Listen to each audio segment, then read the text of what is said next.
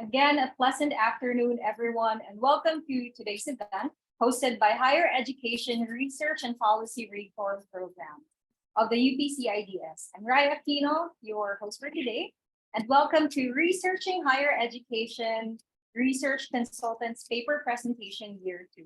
We will showcase the policy paper of the second batch of research consultants of our program, Higher Education Research Policy Reform for year 2022. To formally open this event, may I call on Dr. Encarnacion Tadem for her welcoming remarks. Dr. Tadem is the Executive Director of the Center for Integrative and Development Study, UPCIDS, since 2017, and a Professor of Political Science at the University of the Philippines. Dr. Tadem.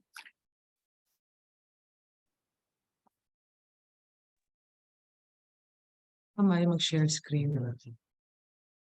Okay. Okay. Distinguished panel speakers, guests, colleagues, and friends, good afternoon. On behalf of the University of the Philippines Center for Integrative and Development Studies, or UPCIDS, I wish to welcome you all to this hybrid forum on Research Higher Education, UPCIDS HERPRP Year 2 Research Consultants Paper Presentation. This hybrid forum is sponsored by the Higher Education Research and Policy Reform Program of the UPCIDS, and it is part of the activities of the Center, which is the Research Policy Unit of the University of the Philippines, or UP system. Founded in 1985 by then UP President Edgardo Angara, the UPCIDS is currently under the Office of the Vice President for Academic Affairs. Since its inception, the UPCIDS has sought to encompass various perspectives, methodologies, and ideologies in its conduct of basic and policy-oriented research. Under the strategic trajectory of the university since 2017, UPCIDS aims to contribute to national development, creation through enhancing research, publications, and creative work. Its channels to implement this vision include workshops, lectures, forums, as we have this afternoon, as well as publications, which include policy briefs, discussion papers, monographs, conference proceedings, and the Philippine Journal of Public Policy Interdisciplinary Development Perspectives. These are all available in the UPCIDS website and in print.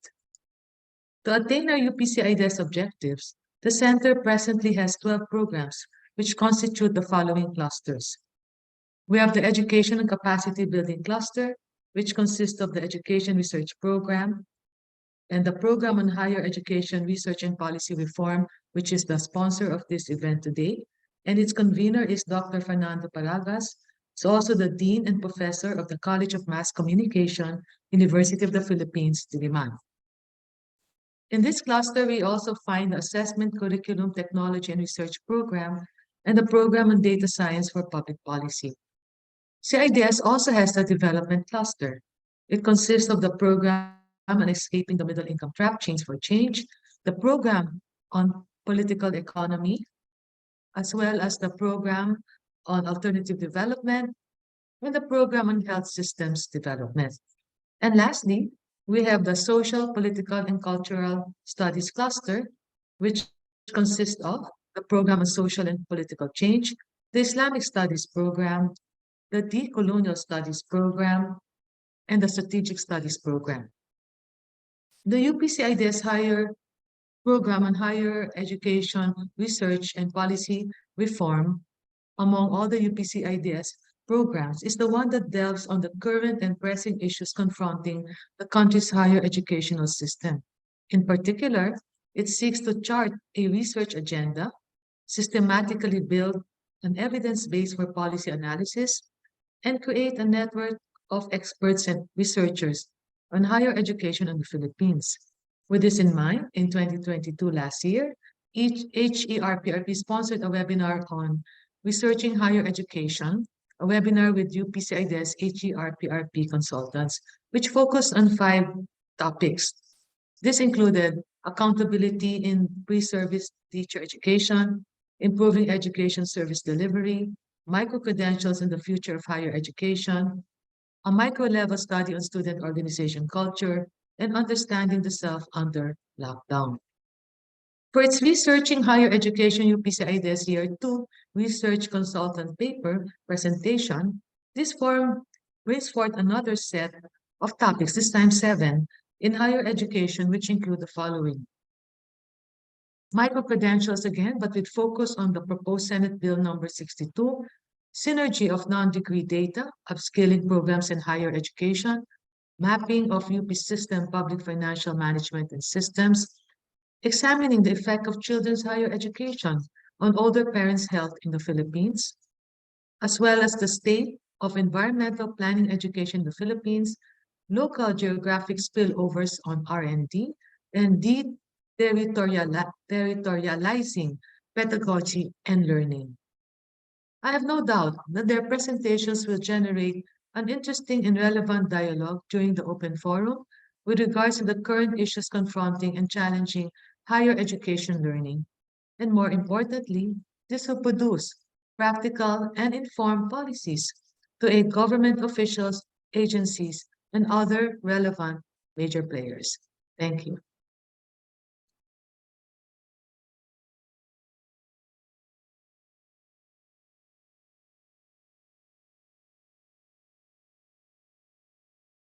Introduction of the program and its activities, we have here our convener, Dr. Fernando Paragas. He's also the current dean of UP College of Mass Communication in the University of the Philippines.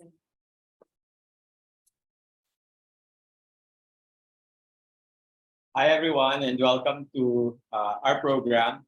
And I really want to talk to our audience today and those who will be watching this video later on. We're at an important juncture in Philippine education.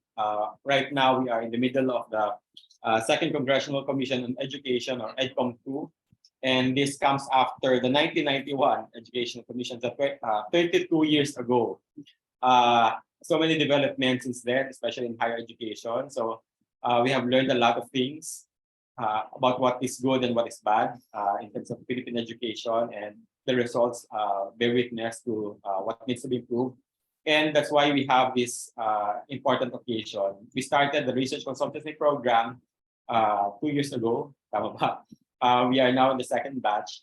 And this is really an important activity for us because we are mentoring the next generation of higher education researchers.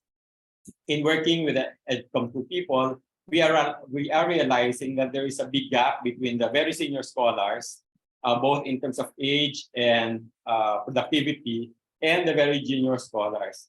Ang nawawala yung mga kasing tanda ko. So it's really my personal mission to mentor the next generation, because right now there's really a big paucity, a big dearth of scholars who will do the work that is needed to inform policy. But we want a knowledge-based society, but without researchers like you, we wouldn't be able to realize that. So napakahalaga ng ganitong activity. We are now on year 2. The first research consultancy program generated a monograph, and grabe yung leveling up, and we're already looking at several publications coming out of this of the current round. And because of our experience with the research consultants, we are now also heavily involved in the President Edgardo J. Angara Fellowship Program, or the PEDJA, which has been an ongoing program dito naman sa University of the Philippines system. But this time, it's being launched at the higher education program because of our pivotal role in EDCOM2. At doon malaki amounts doon. But we are able to lobby that perhaps because some of the questions can be answered by junior faculty members, then merong tayong introduce sa PEDJA na parang junior fellowships. So, and hopefully this is the start of really mentoring, not just in terms of the research consultancy, but also for PEDJA. So yeah, so there are a lot of exciting happenings, and kami nandito to really pursue the agenda on higher education, to create a network of researchers, and to create the evidence base for policy making. So we have actually an agenda in the program, but right now it's been superseded by EDCOM2. But so far, ang priorities talaga namin ay complementarity between public and private education, yung mga job deficit between higher ed and the job market, and then yung demands ng senior high to college to the labor market, and then mga academic excellence issues like quality assurance, professional regulatory commission performance, kung ano-ano pa. At maganda nga itong ating complement ngayong hapon na ito kasi makita ninyo na napakaraming pwedeng pag-aralan. Pero ang pag-usapan nga natin sana ngayon ay paano tayo lahat makakatulong in our very diverse topics towards EdCom 2. So yan lang na nasabi. Maraming salamat sa inyong lahat at sa mga manonood dito. Sana kayo naman ang susunod na maging aming mga research consultants at or PEDIA fellows. Maraming salamat sa inyo. Thank you.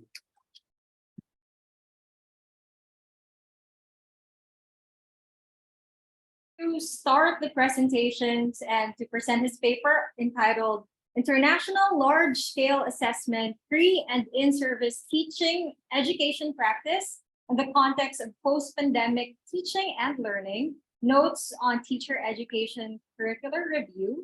He will be joining us virtually and we will just share his recorded presentation with us. But we have Dr. Alan Espinosa. He is an assistant professor of science education at the Education Policy Research and Development of Center of the Philippine Normal University. His current research interests span a broad range of topics, including active learning, student engagement, conceptual change, and social justice in science education. So Dr. Espinosa holds a PhD from the University of Melbourne, Australia. He is a member of the editorial board of the top-ranked Journal Research in Science Education.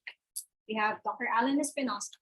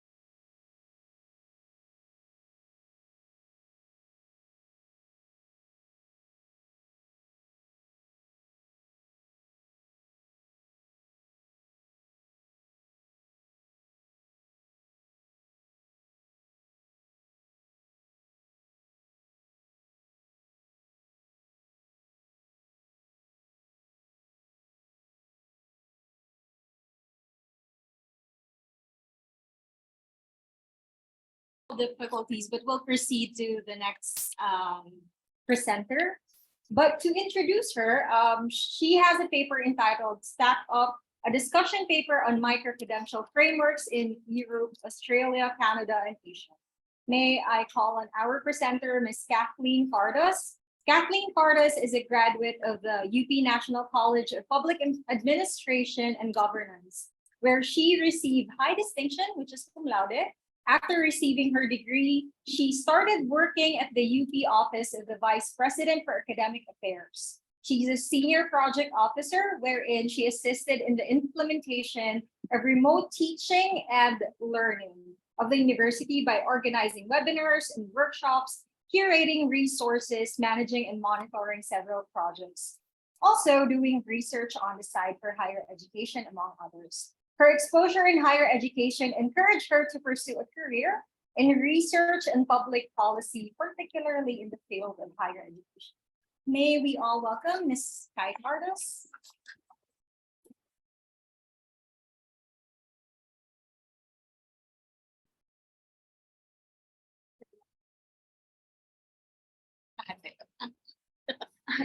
Good afternoon, everyone. I'm Kathleen Cardoz, and I will be presenting my paper about the micro-credential frameworks in Europe, Canada, Australia, and Asia. Next slide, please. External factors such as the fourth industrial revolution, rapid globalization, climate change and pandemic, and technological advancement continue to catalyze the transformation of the labor market and influence the need to improve the skills and competencies of the population in order to adapt to the change. As we all know, the COVID-19 pandemic expedited the digital transformation of institutions, which was evident in the use and integration of different applications and their processes. According to UNESCO, the pandemic shifted the focus from preparing individuals to adapt in disrupted work environments to preparing them for lifelong learning. So ano nga ba yung lifelong learning? According to UNESCO Institute of Lifelong Learning is learning opportunities open for people regardless of age, background, which contribute to skills enhancement that is beneficial for the individual and the community. It is a continuous acquiring and expanding of skills and knowledge, stimulated by one's curiosity and pursuit of knowledge throughout life. The COVID-19 pandemic highlighted the lack of support for lifelong learning, but also provided the opportunity for rethinking and innovating the education systems to make it more equitable, inclusive, and sustainable. In 2020, UNESCO issued a report entitled Raising a Culture of Lifelong Learning, Contributions to the Futures of Education Initiative, where they called for a major shift towards a culture of lifelong learning by 2050. Through the transformation of schools and universities as lifelong learning institutions, establishing and recognizing lifelong learning as a common good and a human right, and placing the vulnerable groups in the center of the agenda of others. Flexible lifelong learning is essential in the fast-paced economy and knowledge environment. It was during the start of the pandemic that more people explored short online courses or MOOCs to acquire new knowledge and skills. MOOCs were already in the education scene early on, and during the peak of the pandemic in 2020, many MOOC providers for a limited period of time offered free online courses with certificates, and many people took advantage of these while in lockdown. It is considered as an example of a micro-credential, and with its flexibility, it is taking the attention of lifelong learners who want to level up their capabilities to advance in their careers at their own pace.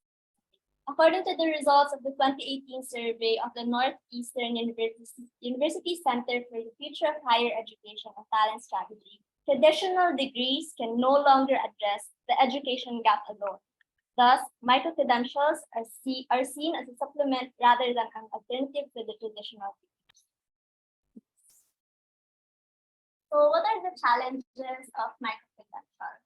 According to the European Union, full acceptance and formal recognition of micro-credential is still hampered because of, one, the lack of understanding of what micro-credentials are. So yung nature niya, yung definition niya, and ano ba yung benefits ng micro-credentials. Second is the lack of trust in some micro-credentials. Third is the complexity of micro-credentials. And lastly, the constraints in recognition and quality assurance of micro-credentials due to the lack of digital solutions for assessment, validation, and recognition.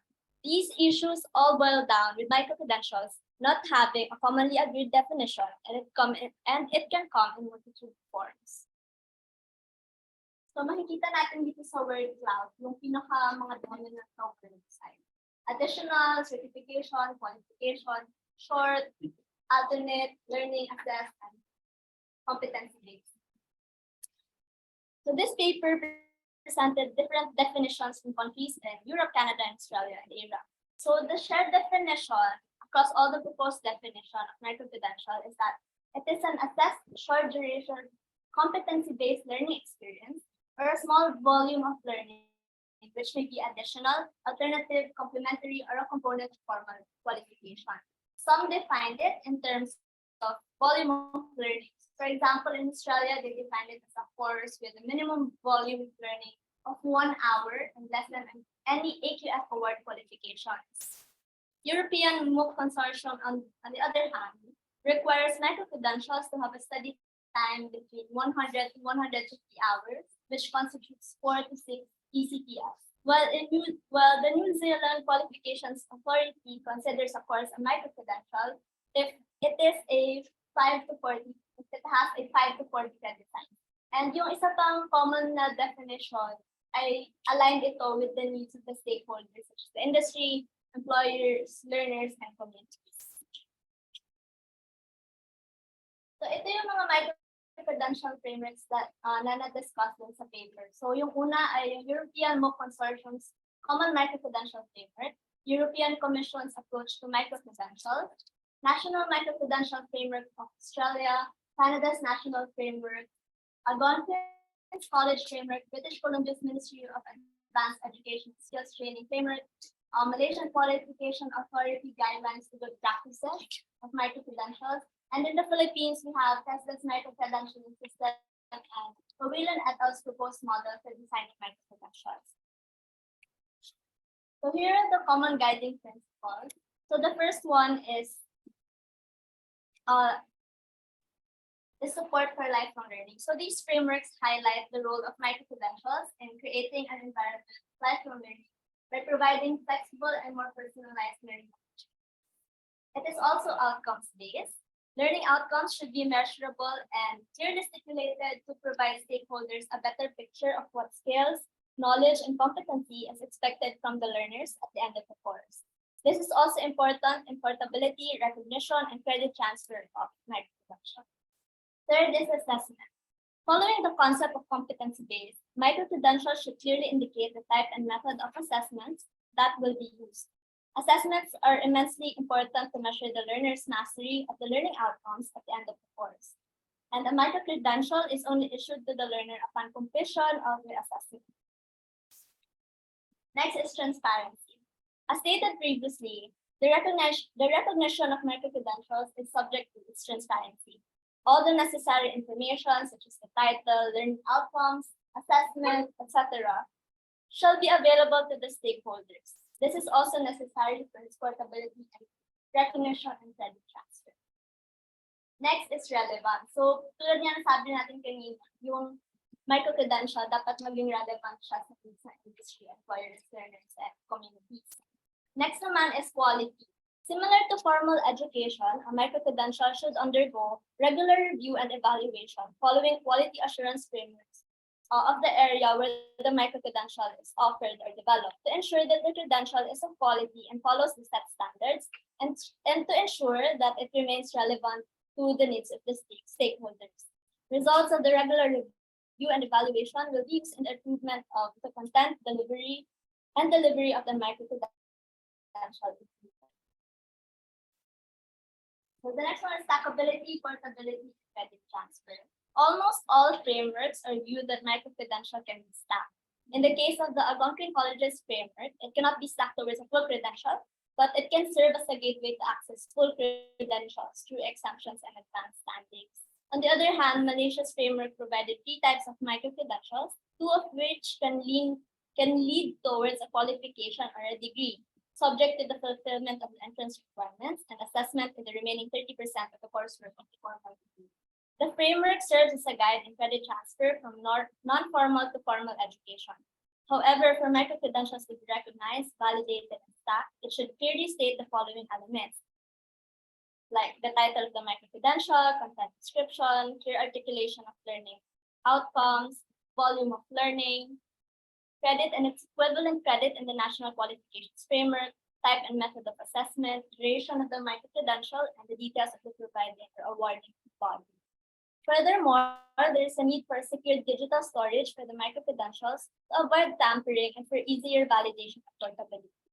So sa yung European Commission, nag-launch siya ng Europass portal noong July 2020. So this allows institutions to issue credentials in a tamper-proof digital format with automatic verification of authenticity. In Germany and Netherlands, they use block certs, while in Italy, they use BESTR and Diploma. These platforms use blockchain technology that enables the portability, sharing, and exchange and verification of credentials. Lastly is accessibility. In line with the role of micro-credentials supporting lifelong learning, it should promote accessibility. Lifelong learners, regardless of age, race, or economic status, shall be given the chance to explore these flexible and personalized learning opportunities. The development of a framework as a guide for the development and implementation of micro-credentials to be able to advance its recognition in the formal education arena is necessary to fully support lifelong learning, given the short shelf life skills due to the changing skills requirements in the labor market.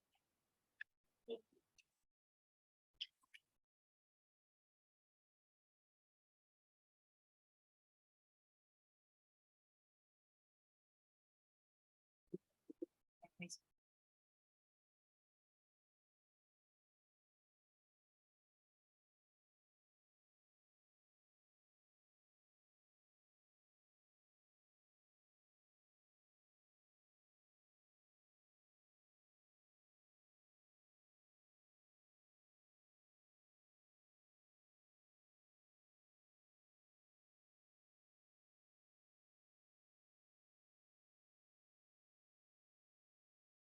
Our next presenter will go back to Dr. Alan Espinosa's presentation.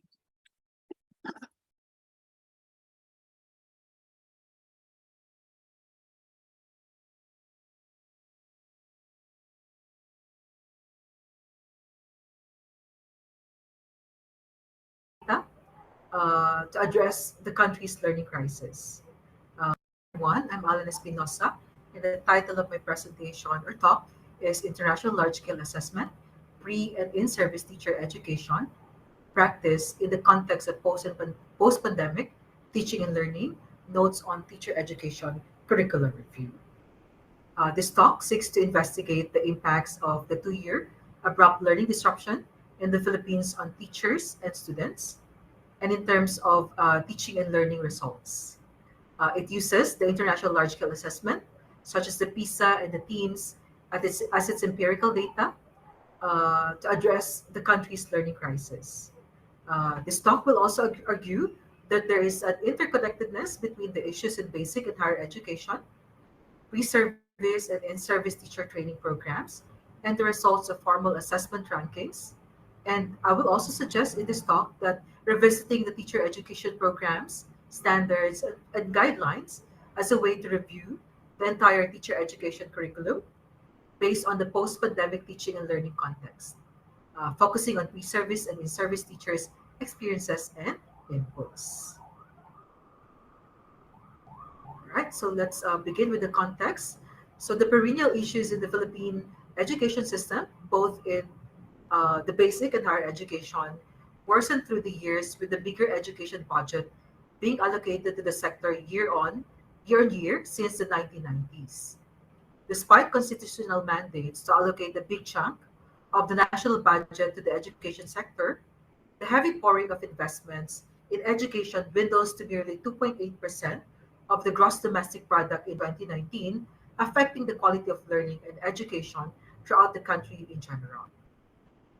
Since 2020, the country's recurring education issues have been exacerbated by the aftermath of the COVID-19, which put to the center more concrete issues on access, equity, resources, government support, and interagency readiness, teachers' varied pedagogical, technological, and digital skills, learners' mental health, inclusivity, and diversity, among others, all pointing out to the direction of great amount of learning loss of the millions of Filipinos under a pandemic.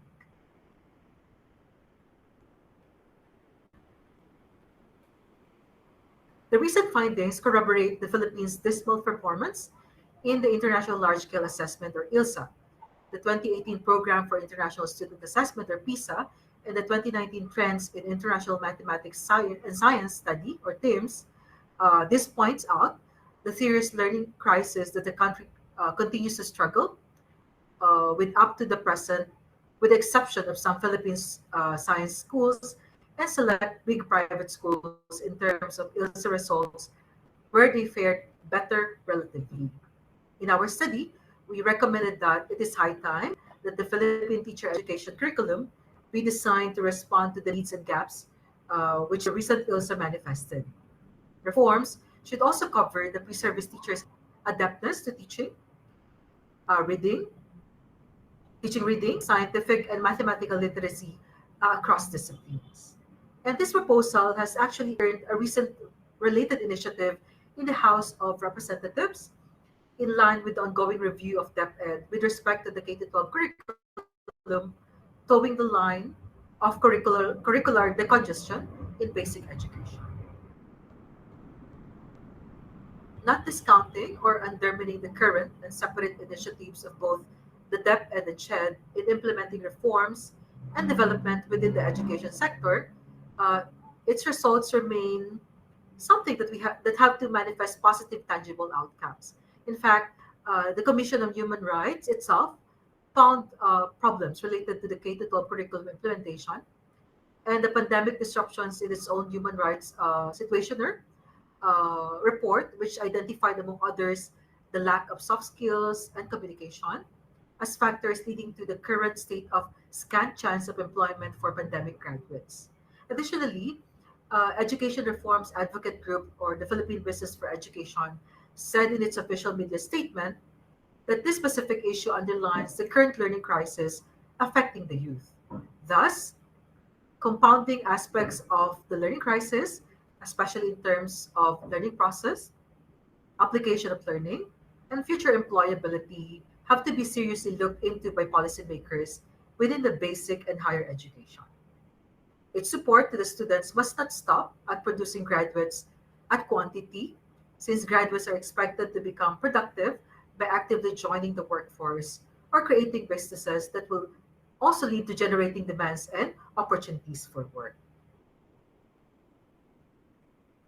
A review of the pre-service and in-service teaching practice can lead to a further analysis of the ILSA results so that it can be integrated into the future or into future curricular revision, as what select teacher education institutions posited in our study. The point of revision and alignment is in line with producing a new curriculum and future teachers who are responsive to what ILSA demands in terms of its standard assessments and used and accepted internationally. Today, the pandemic teaching and learning setup has posed new challenges as well as opportunities for the in-service teachers to demonstrate their skills, capabilities, and flexibility in addressing the learning loss.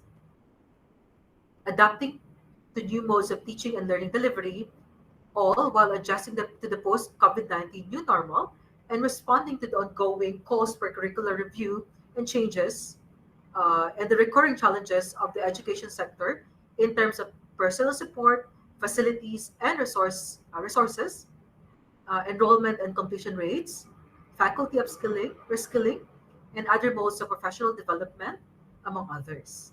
Studies emphasize the need for in-service teachers to be prepared and willing to support students learning through the use of technology to maintain the uninterrupted teaching and learning delivery. By and large, the issues and problems besetting basic education are directly related to the state of Philippine higher education that we have today, as the problems simply compound. Likewise, the issues of the in-service teachers and their practice of profession in the basic education are issues that directly affect the pre-service teachers in the public and private higher education institutions in terms of their education and training, knowledge and practice of profession gaps, knowledge and practice of profession gaps, upskilling, and overall preparation for deployment in the field and the in-service teachers in the performance of their duties as classroom teachers and trainers or mentors of pre-service teachers, whether as practice teachers or as newly hired teachers. This further reinforces a study by Tuga in 2022 that assertion for the necessary establishment of a comprehensive national teacher education roadmap to cover specific areas on assurance mechanism, as a quote, assurance mechanism framework that encompasses key elements in teacher education, such as curriculum, pedagogical approaches, teacher qualifications, and continuous professional development, end quote. And here are some of the policy recommendations based on our study on ILSA and pre-service teacher education and in-service teacher education programs. Number one, results should be considered in a holistic manner, um, taking into account socioeconomic factors, teacher experience or resources, and pre-service teacher training. Compare pre-pandemic and pandemic learning disruptions and enrich teacher education PSGs to reflect new learning contexts and their impact on learners and teachers. Revise the PSGs through public consultation to address PISA results, pre-service field study and off-campus deployment, and in-service adjustment during and after the pandemic. CHED and TEI should revise teacher education curriculum and PSGs to align with DepEd's K-12 curriculum review. Private school owners, teachers, and parents can provide valuable information and best practices to support public school education. Exemplary practices for private schools can be adopted with low cost and collaborate with teacher education institutions to share best practices in training pre-service teachers to inform the direction of the new teacher education curriculum. Thank you very much for listening. Good afternoon.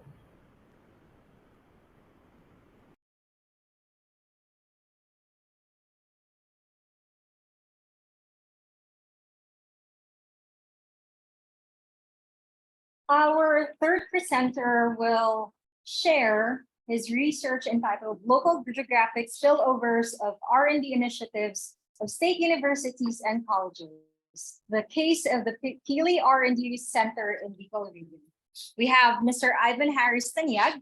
He is the 2023 Local Pathway Fellows at the Sustainable Development Solutions Network, or SDNS. He is also the Research Assistant for Project Participate, a non-partisan pro-democracy coalition that is dedicated to engage and empower the political participation of Filipinos.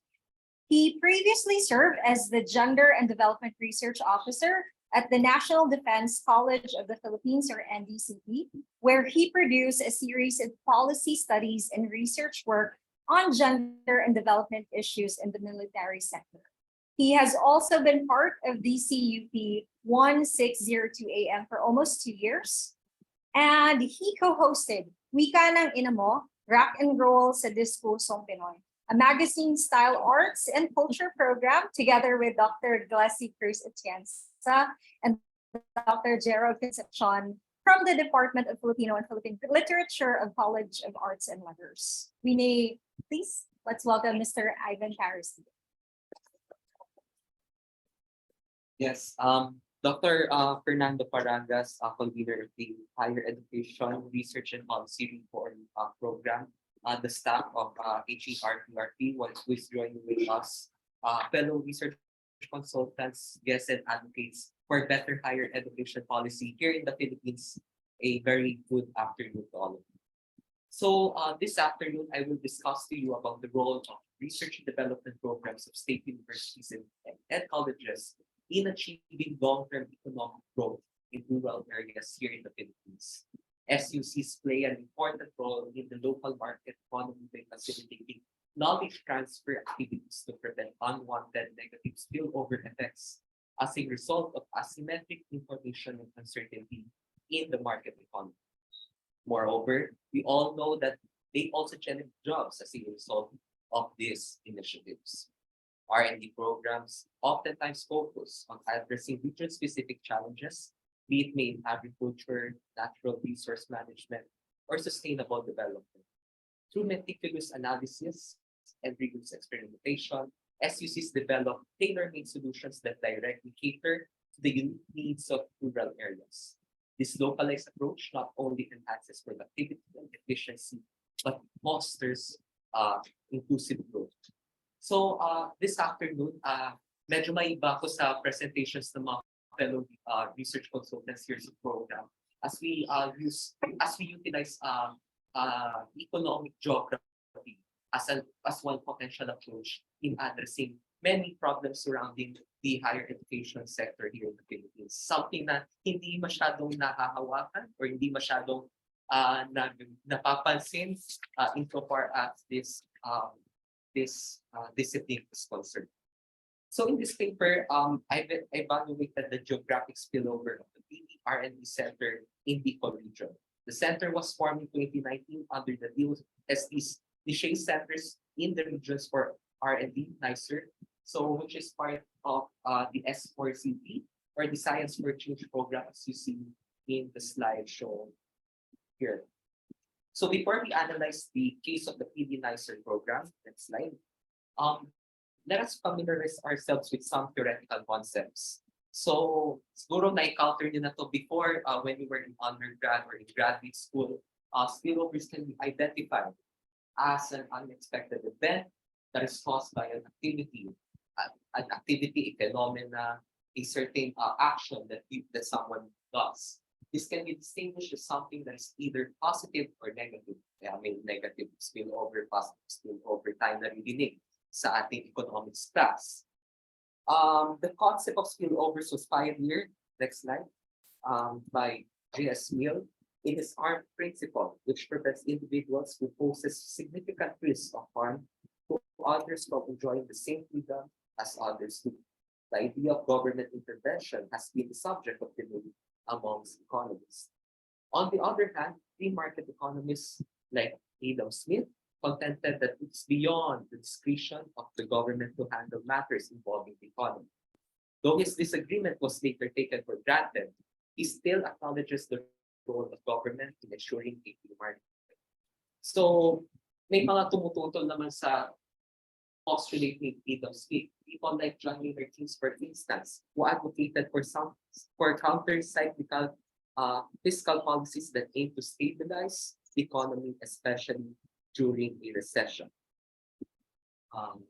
So unlike traditional conceptions of economic geography, NEG considers knowledge flows as spillover parameters in economic geography, NEG. These flows usually involve a series of processes, events, or activities made between a firm and an organization that involves this transfer of data or technology. Though there is no clear-cut definition of what knowledge flows are exactly, some scholars like Carlson and Johansson in 2006 have identified at least 9 types of these flows coming from this firm's perspective.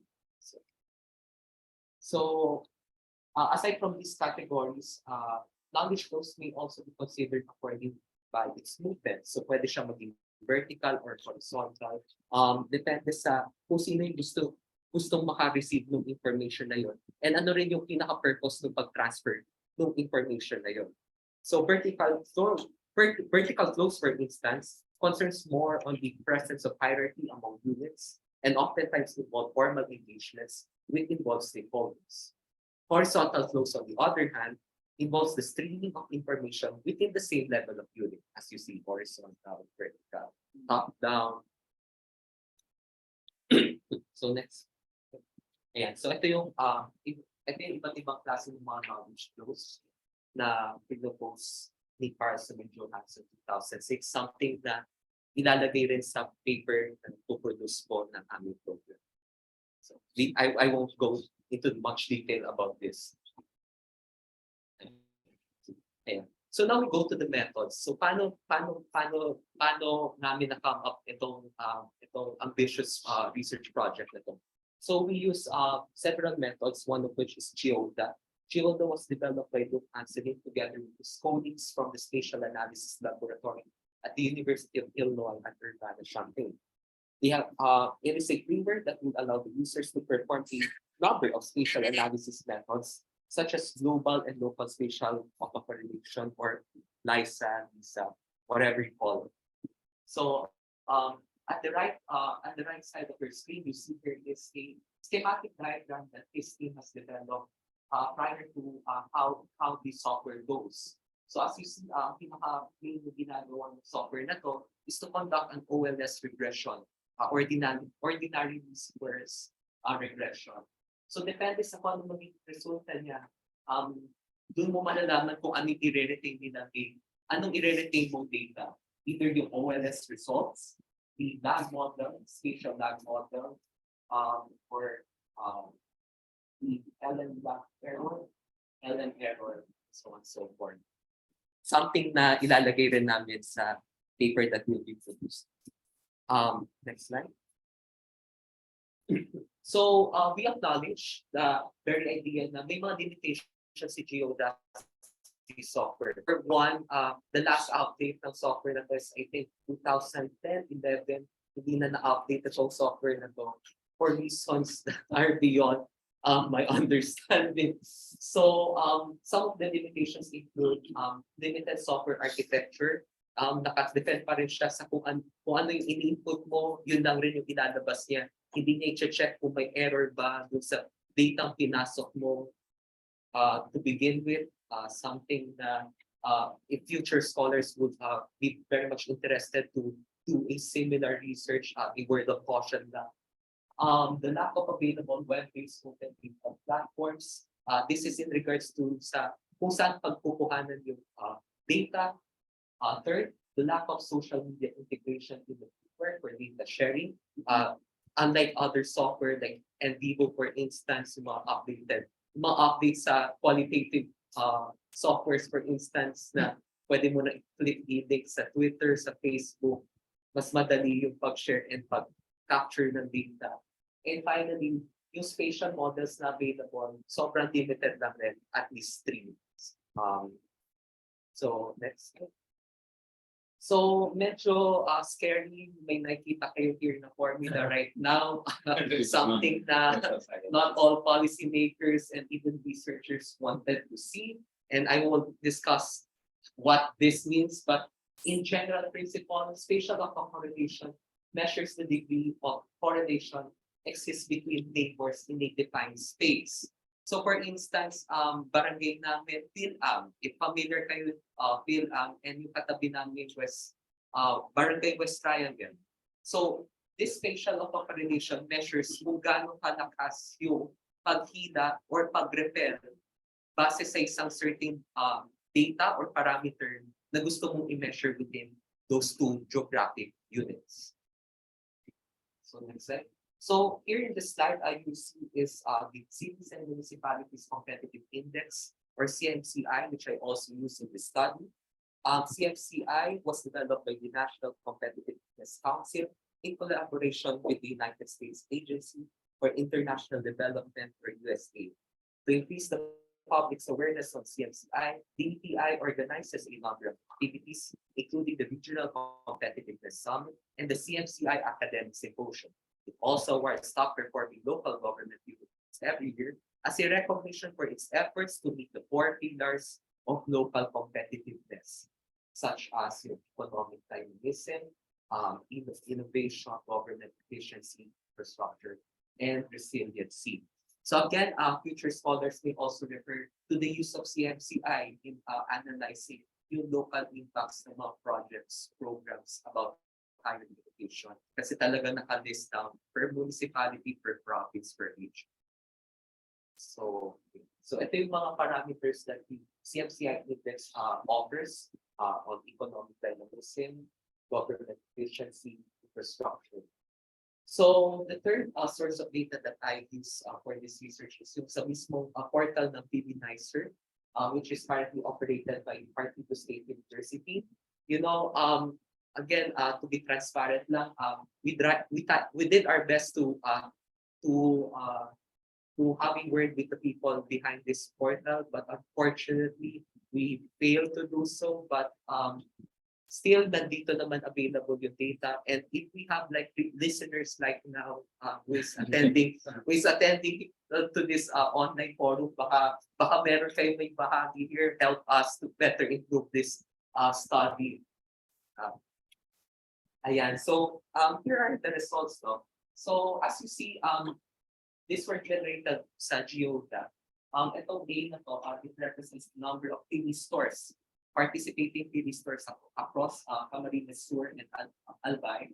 The second one is the number of trees planted under the program. And letter C is the number of, let me check. The number of businesses as well. Yeah. So as you see, walang correlated or walang impact si pagtanim mo ng puno kasi syempre naka-retain na naman siya sa isang area. Ano magiging effect niya sa ibang areas, di ba? And ang pinakamalaking role lang netong program nito, ni Pili program, is yung industries, etong stores. Kasi syempre, you generate jobs with the Pilis that you produce from these trees here. So, dinidistribute nila, nakakatulong sila dun sa mga partner stores. Kaya sobrang taas ng corporation mo. Though meron pa rin here na may mga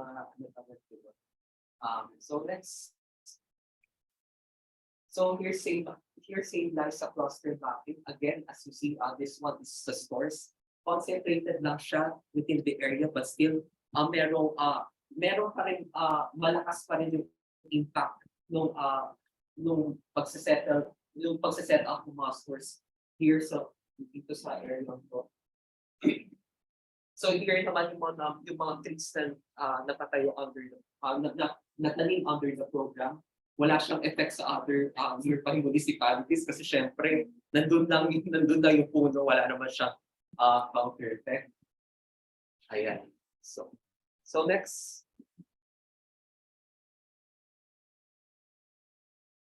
Ayan. So balik lang ako, no. So it is also worthy to mention lang na based dito sa mga results na to, Geoda is very sensitive to false positive, especially when checking to spatial robust models. So again, we still need to like double check this kasi syempre as much as possible we don't want to end up like yung trash in trash out situation once we produce this policy brief. So here naman we assess naman yung impact ng program in regards dun sa mga parameters na nakalagay dun sa CFCI. So we check here yung LG, SCM, transportation, and road network. Ayan.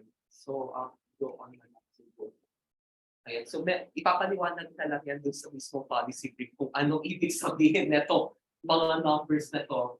Ano? So siguro lang to sum up lang, no, there is much more that is needed to be done on the side of the government. Like we comment the very idea that there is an effort to really push these research programs like NICER and other parts of the S4CP in addressing various socio-economic issues in rural areas. Pero it is beyond the capacity of any higher education institution to fully remove the facilities that prevents both producers and distributors to expand its market reach in the country. This includes the construction of new market rules, adopting land administration policy that protects the welfare of Pili farmers, and as well as encouraging well-established businesses in the market to invest in Pili research as well. So though there's nothing wrong naman with the very idea of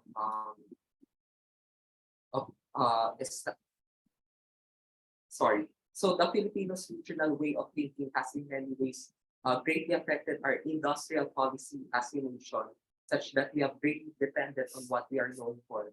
For instance, yung idea ng Pili, parati lang natin siya na-associate sa Bicol. When in fact, there are other farms that are being grown sa Northern Mindanao in Caraga region.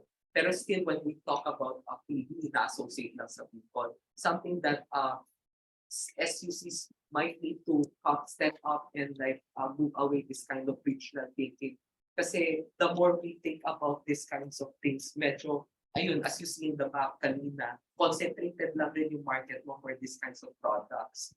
Parang when you go to supermarket here in Metro Manila, for instance, sinong brand naman ng pili ang nakikita natin? Or if may nakikita ba kayong pili sa dun sa aisle ng puro mga Filipino market shelves? If meron man, saan galing yung pili na yon?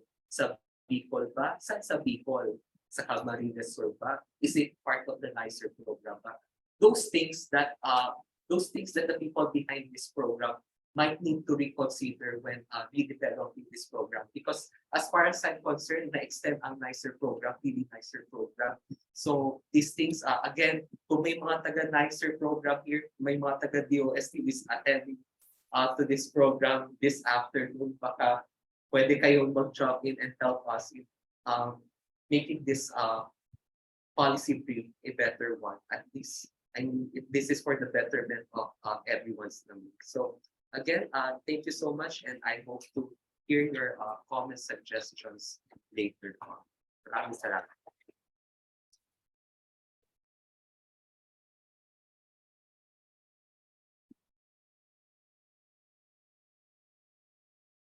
Before we proceed with our fourth presenter, I just wanted to remind everyone that we'll be having a forum at the end of the presentation. So please feel free to type in your questions or your comments in the Zoom chat. Now, heading on, our fourth presenter will discuss about mapping of UP system public financial management and processes and systems, constraint to higher education service delivery. We have Ms. Agnes Kristine Quilinguing, and she is a development professional with more than 15 years of working with international organizations, national government agencies, local government units, and even social service organizations in different areas such as governance, public sector management, and social development. At present, she's also working as a consultant here with UPC IDS HERP, and she is also working with Asian Development Bank and among other organizations. She is a graduate of Master of Public Administration of the University of Philippines, Diliman, and she also finished her bachelor degree in community development from the same university. Let's welcome Ms. Agnes.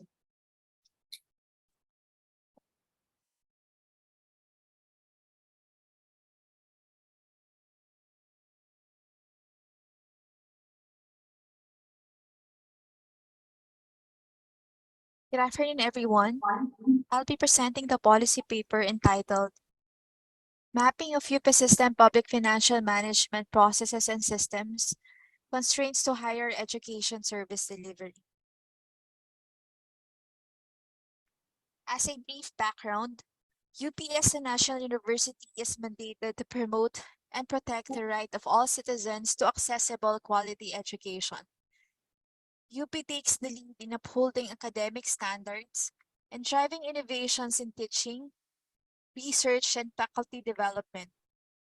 It provides public services and technical assistance to the government, private sector, and civil society. To fully deliver its mandate, UP has been calling for increased budget support every fiscal year.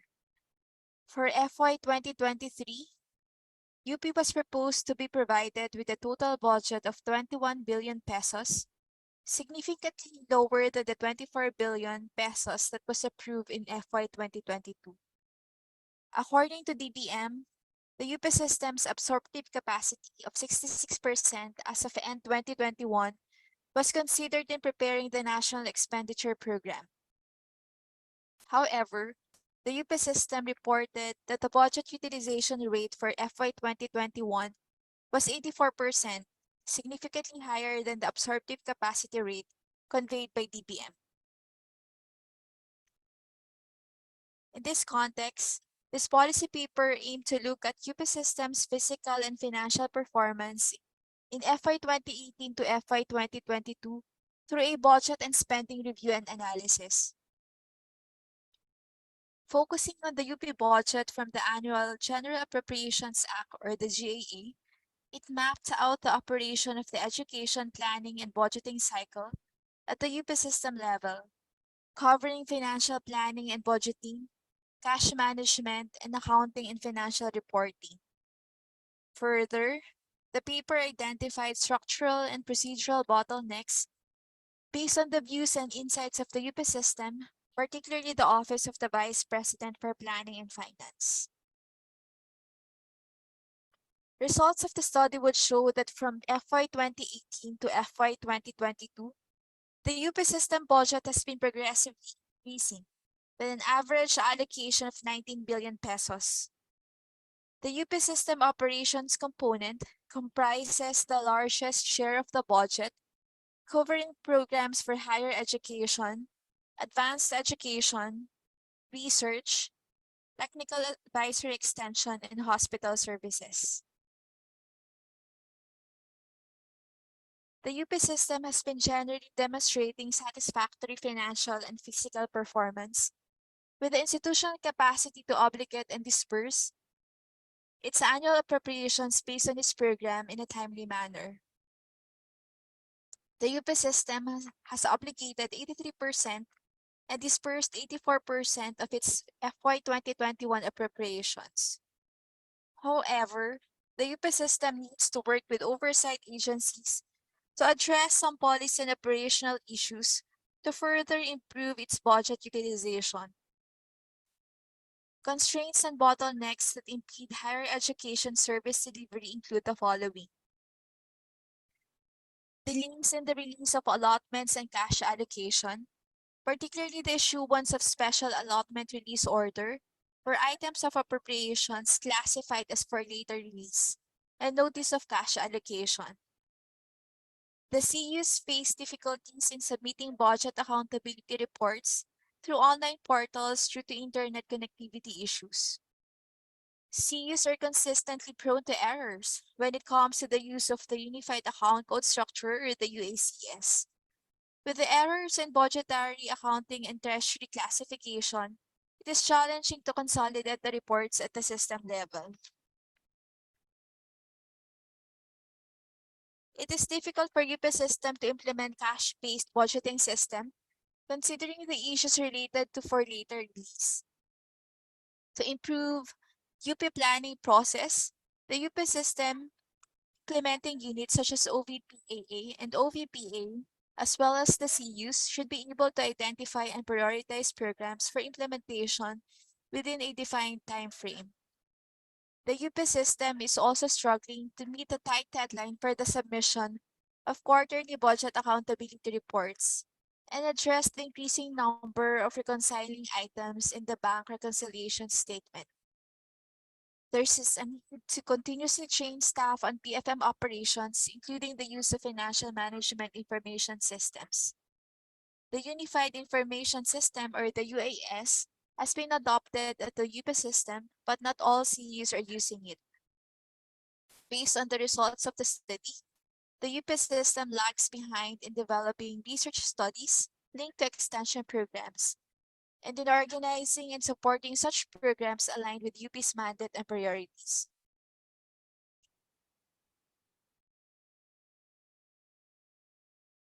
The UP system's satisfactory financial and physical performance provides evidence that it has the absorptive capacity to utilize its budget and implement programs, projects, and activities. Based on the results and findings of the study, it is recommended that UP system to coordinate with DPM on how to streamline the process and documentary requirements for the issuance of SARAs and NCAs, and address technical and administrative issues in the preparation and submission of budget documents. A follow-up study to be conducted to identify PFM-related issues and challenges at the CU level. Much of the concerns identified at the UP system level relate to the quality and timeliness of report submission from the CUs. UP system administration officials should be oriented in UP PFM to help them understand their roles in PFM process flows and ensure compliance with PFM rules and regulations. The UP system is recommended to avail ISO's quality management system, as this requires agencies to come up with process flows and turnaround time.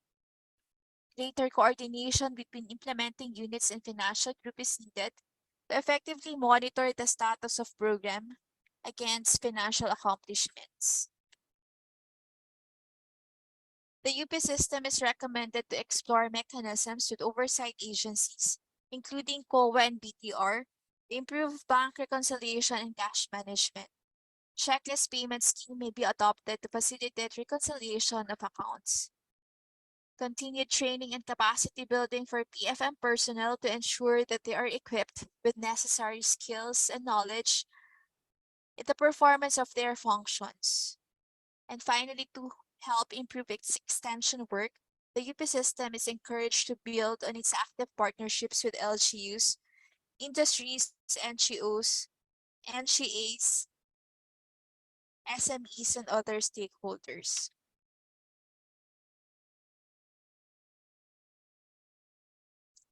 That ends my presentation. Thank you very much.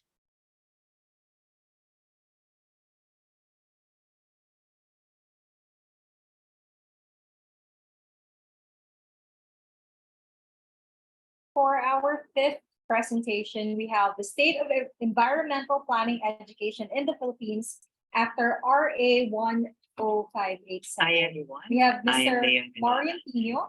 He is a Filipino environmental planner. He passed the ENP licensure exam in 2018. Marion is also a board director of the National Capital Region chapter of the Philippine Institute of Environmental Planners. He is one of the accredited professionals in the environmental This is planning Marion profession, Tinio. and In he this hosts a paper, website, present the state's environmental enptinio.com, planning which education. contains articles and knowledge products relevant to the current and aspiring Filipino planners. We will watch his presentation shortly.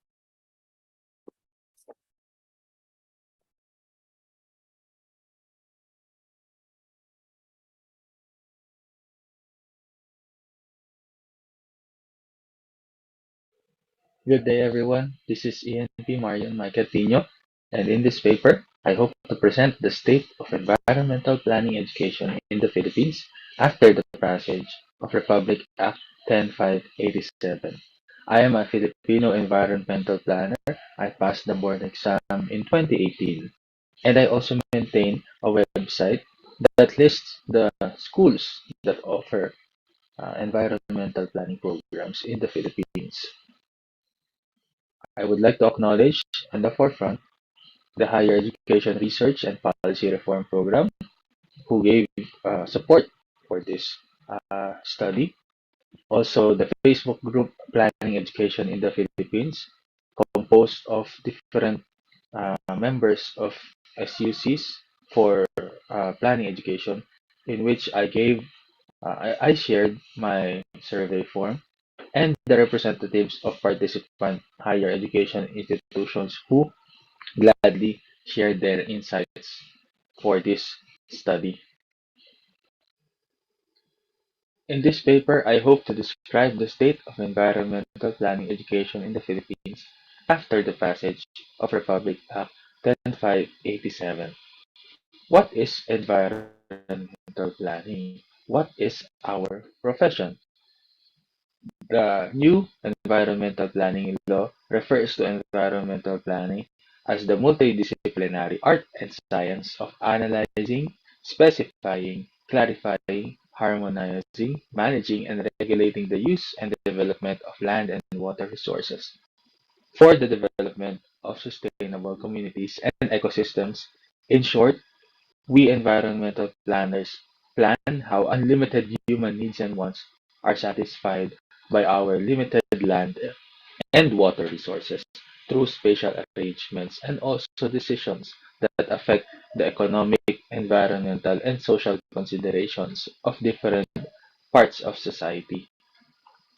In 2013, a new Environmental Planning Act was passed with the aim to develop and nurture competent, virtuous, productive, and well-rounded professional environmental planners. whose standards of practice and service shall be, quote, excellent, world-class, and globally competitive. Republic Act 10587 repealed Presidential Decree 1308, which previously regulated the planning profession in the Philippines. Republic Act 10587 covers the following aspects of the environmental planning profession: examination, registration, and licensure, supervision, control, and regulation of the practice of environmental planning, the development, upgrading, and updating of the curriculum of the environmental planning profession, and development and improvement of the professional competence and practice of environmental planners, what is more commonly known as continuing professional development.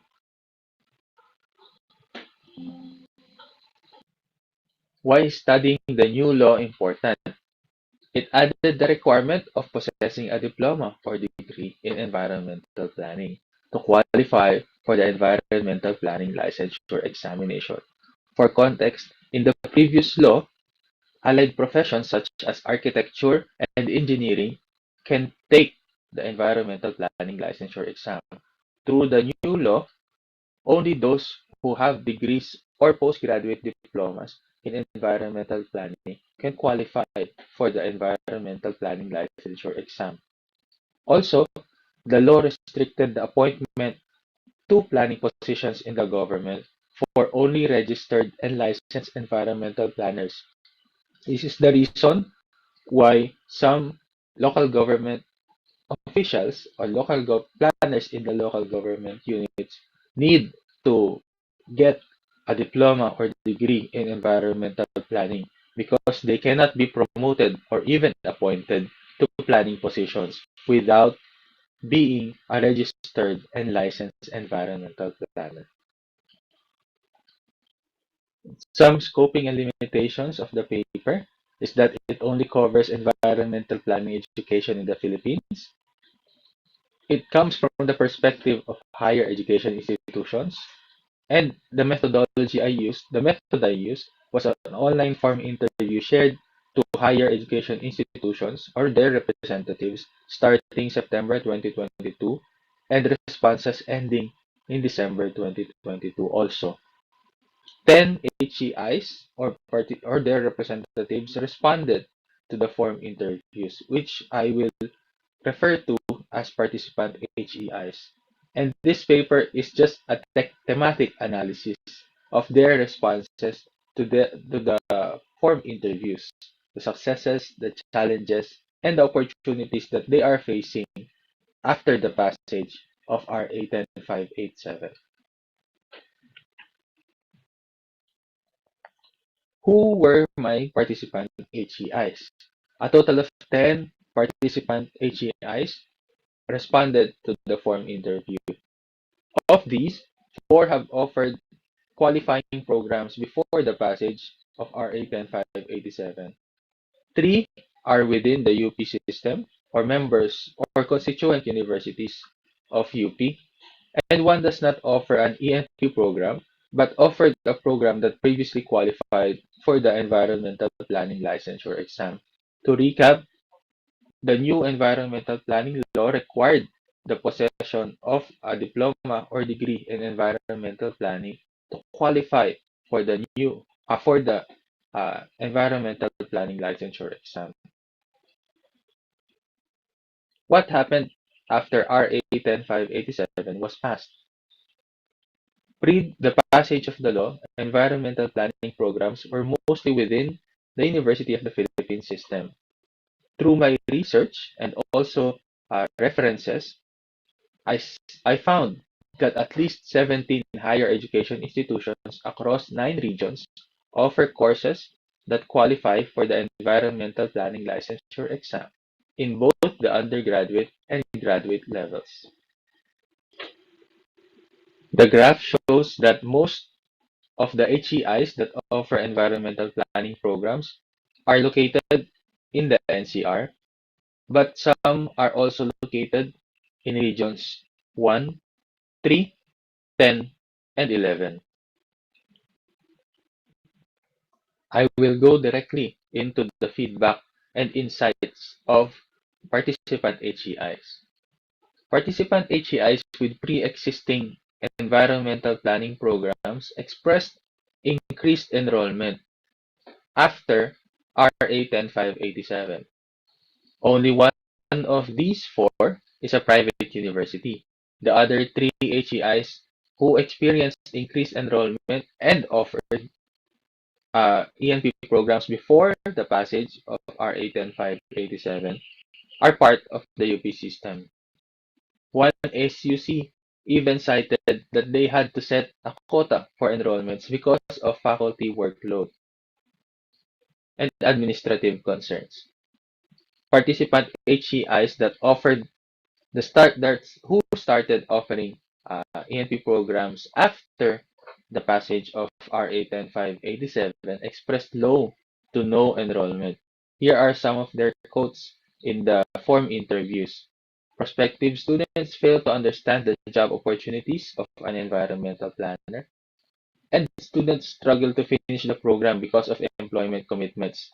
Some of these HEIs offered graduate level programs to qualify for the environmental planning licensure exam, and most of their students were second career professionals, meaning the environmental planning profession is their second career. They were previously engineers or even local planners who needed to obtain a diploma or degree to qualify for the exam and become licensed environmental planners. These students struggled to finish the program because of some employment commitments. Some common challenges identified by participant HEIs were that they lacked full-time faculty members and they had difficulty recruiting full-time faculty members. Secondly, is that they lack equipment, software, and administrative support. Specifically cited by one respondent is the lack of GIS software and also the lack of assistance during registration and enrollment procedures. The lack of full-time faculty members was also cited to, quote, hinder implementation and development of programs in their curriculum. Participant HEIs identified some opportunities for their environmental planning programs. Service learning was identified by faculty members to become part of their program and increase the learning experience or enhance the learning experience of their students. The same strategy was also identified by faculty members of the UP Department of Geography as an important component of their curriculum in the study of Sagin et al. In 2022. Second opportunity that was identified by participant HEIs was their alignment with the Sustainable Development Goals. For context, the SDGs are 17 ambitious objectives and targets worldwide to tackle climate change, inequality, injustice, extreme poverty, and hunger by 2030. Third opportunity that was identified by participant HEIs was to develop programs for other levels and for distance learning. One SUC, for example, shared plans to develop a postgraduate diploma program for their local government planners from their existing Master in Urban Planning program. One SUC also shared plans to offer bachelor's and master's programs in environmental planning. They are currently offering a diploma program in environmental planning. These opportunities show that the new environmental planning law can enhance the environmental planning profession through the help of the higher education institutions that are currently offering them. Through a thematic analysis of the form interviews, I recommend the following for higher education institutions. First is to offer distance learning programs for students who have work commitments. Most of the students that desire to become environmental planners are second career professionals, although a study should validate this fact. Offering distance learning programs for these students, particularly for those who come from low-income local government units who are already planners or in planning positions in their local governments, would help not only qualify them for the environmental planning licensure exam, but also help their local government units have licensed and registered environmental planners. Second is to assess the current offerings of some SUCs and HEIs to qualify for the environmental planning licensure exam.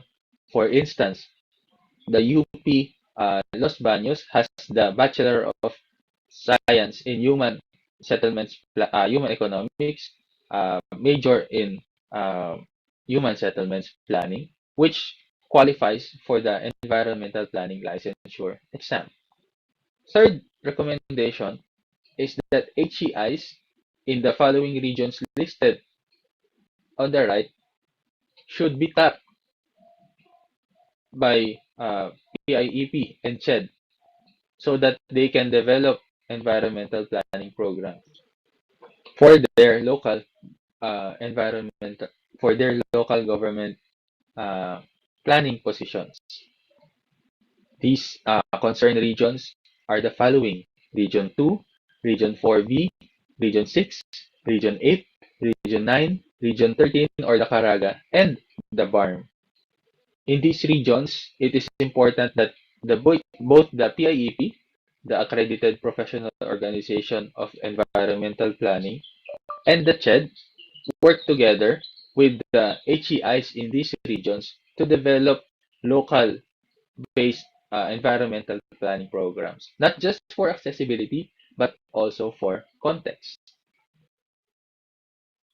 I therefore forward these following conclusions. First, that pre-existing environmental planning programs experienced increases in enrollment versus HEIs that offered ENP programs after the passage of the new ENP law who experienced low to no enrollment rates. This dichotomy should be validated by the CHED to enable HEIs who are planning to offer environmental planning programs to succeed in terms of enrollment. Also, common challenges in the HEIs that offer environmental planning program are faculty membership and the lack of learning equipment and administrative support. So I end with some of my primary references for future research of those who are interested also in the environmental planning profession. So if you want to access to these resources, please email me at mmrtinio@gmail.com so that I can share this with you. Also, some aspects of further research is to have focus group discussions with higher education institutions for knowledge exchange, which can be done through the uh, academic academic sessions during the PIEP National Convention, assessment of similar programs to qualify for the EPLE or the Environmental Planning Licensure exam. Some that come to mind are rural development programs and also environmental science programs.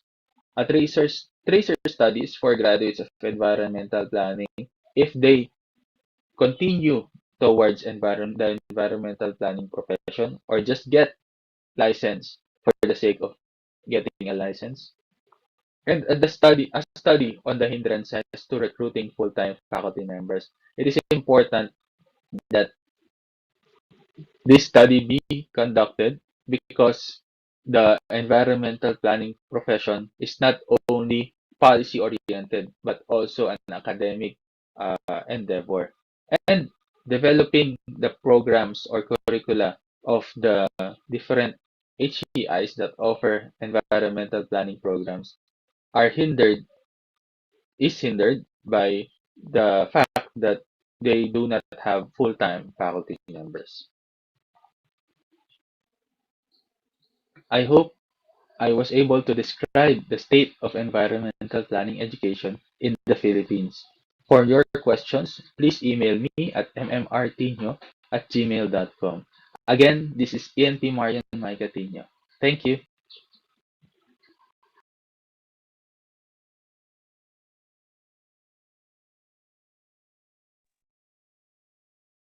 For our next presentation, it's about synergy of non-degree data upskilling programs and higher education. We have Mr. Mikee Sevilla.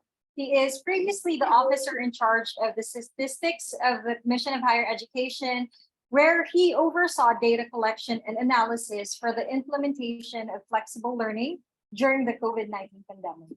His areas of interest include statistics for education, youth well-being, and survey operations. He is also completing his master's degree of statistics at the University of the Philippines, Diliman, and he also holds a bachelor degree in psychology from the same university. Currently, he is also engaged as a data scientist for a fintech organization.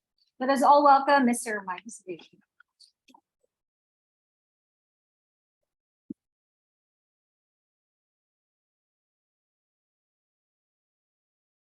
Thank you, Ms. Rai, and to everyone, good afternoon. To Dr. Parangas, Shaira, and my fellow research consultants.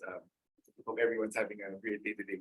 So I'm happy to be here, and especially glad to go after Ms. Sky's presentation because of micro-credentials and the general framework, because my study and my presentation for today can be considered a very specific case of a short non-degree course or a short micro-credential.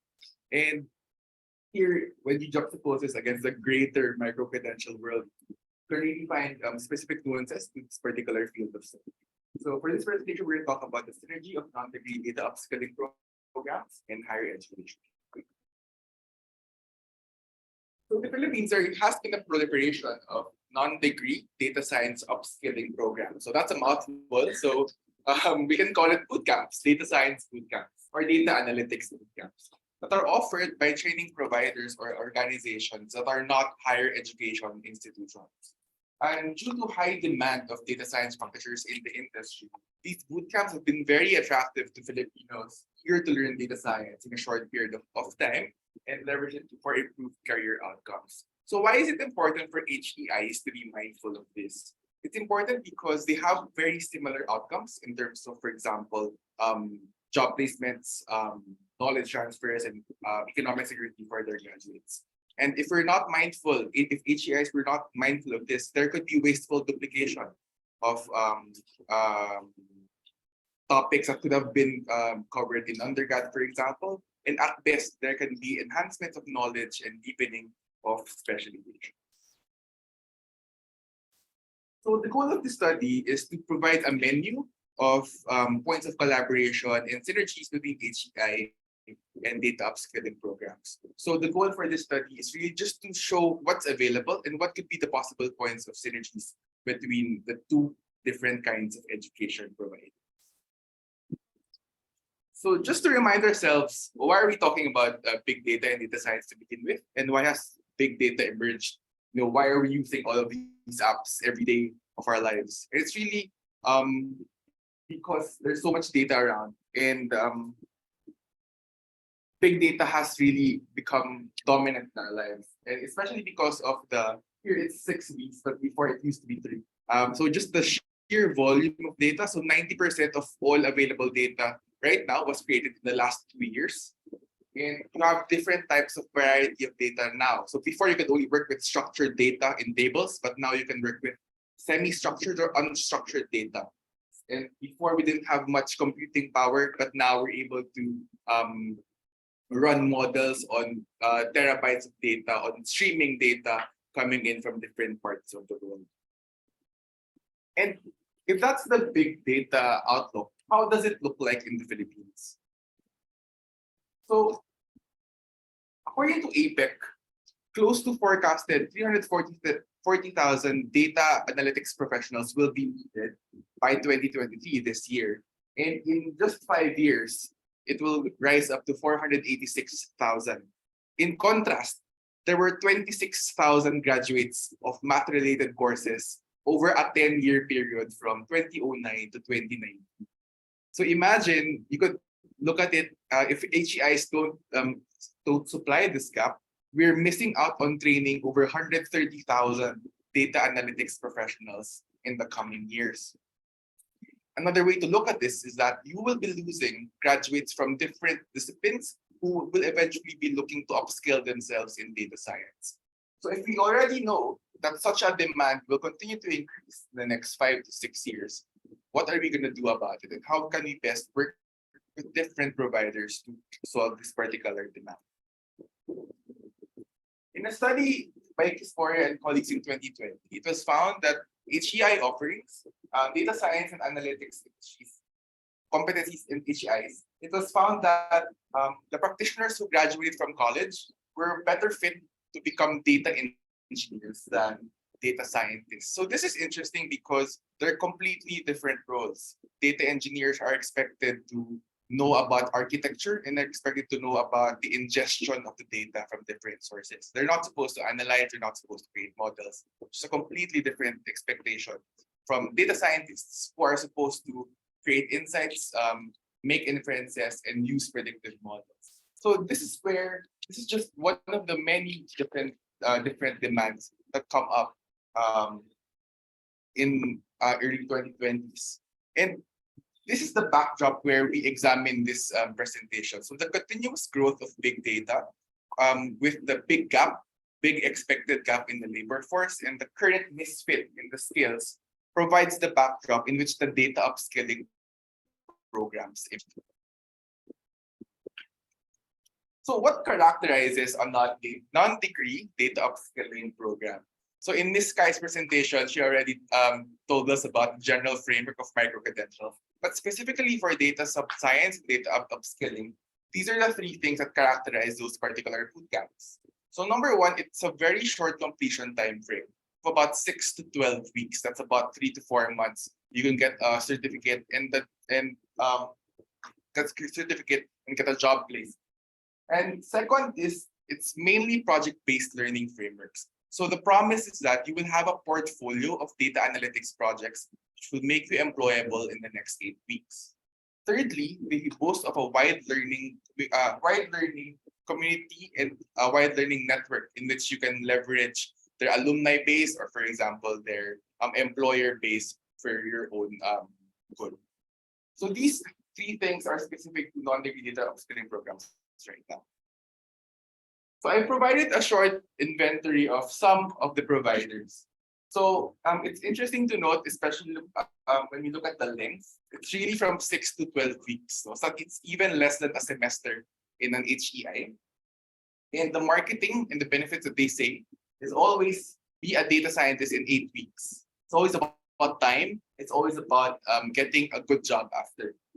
For example, an interview in a guy. The cost and payment differ, especially if you're taking a self-paced course, for example, like 60,000 per, or if you're to upwards of around 60,000 pesos for a particular provider.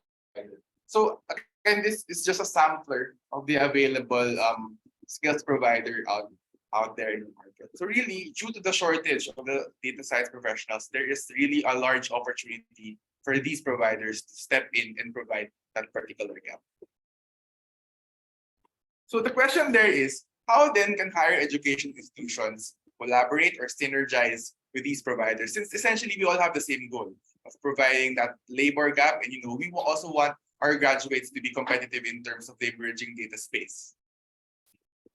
So the first strategy is to identify growth areas in serving prospective students on the supply side. So we must check who are we going to teach. And number 2 is employer requirements on the demand side. What do they need to learn?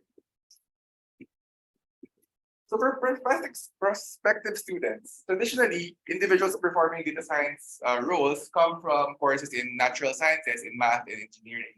And units offering courses related to data science can examine how data science subjects could be credited as electives in other units.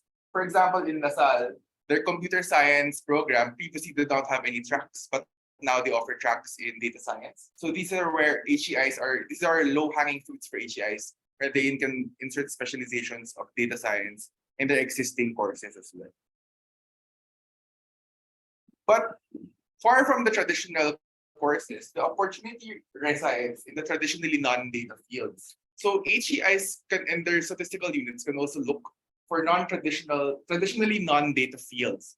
Our example for here is linguistics. So there has been a rise in linguistics programs that are computational in nature and are heavily involved in data analytics and data science. For example, Stanford Data Science offers a data science for linguistics program in their offerings.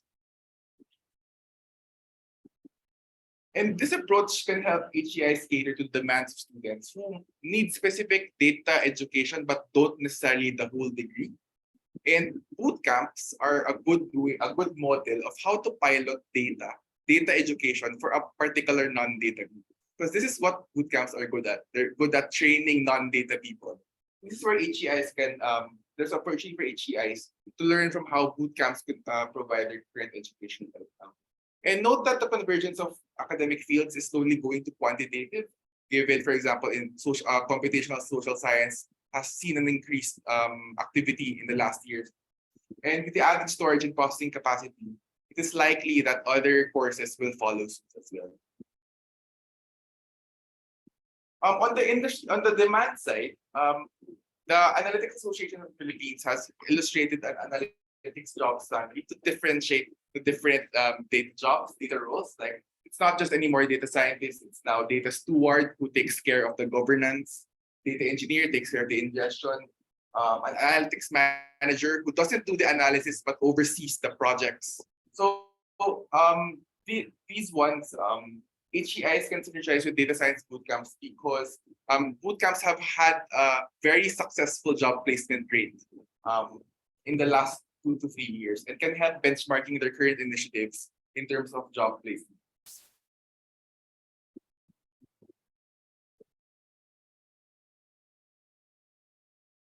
And finally, for demand side, you always also need to look at public sector demand. So the passing of RA 11315 or the Community-Based Monitoring System Act will require trained data professionals per city and municipality in the country. So you do expect municipal statisticians, you do expect city level statisticians and related data roles to emerge in the coming future. Obviously, we're not even counting of all the other auxiliary units that will need some sort of data analysis of their own.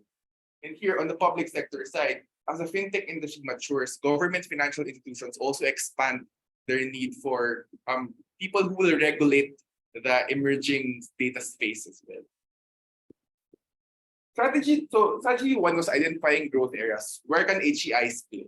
Strategy 2 is how can HEIs strengthen the academic industry linkages through a focus in hiring and job skills research.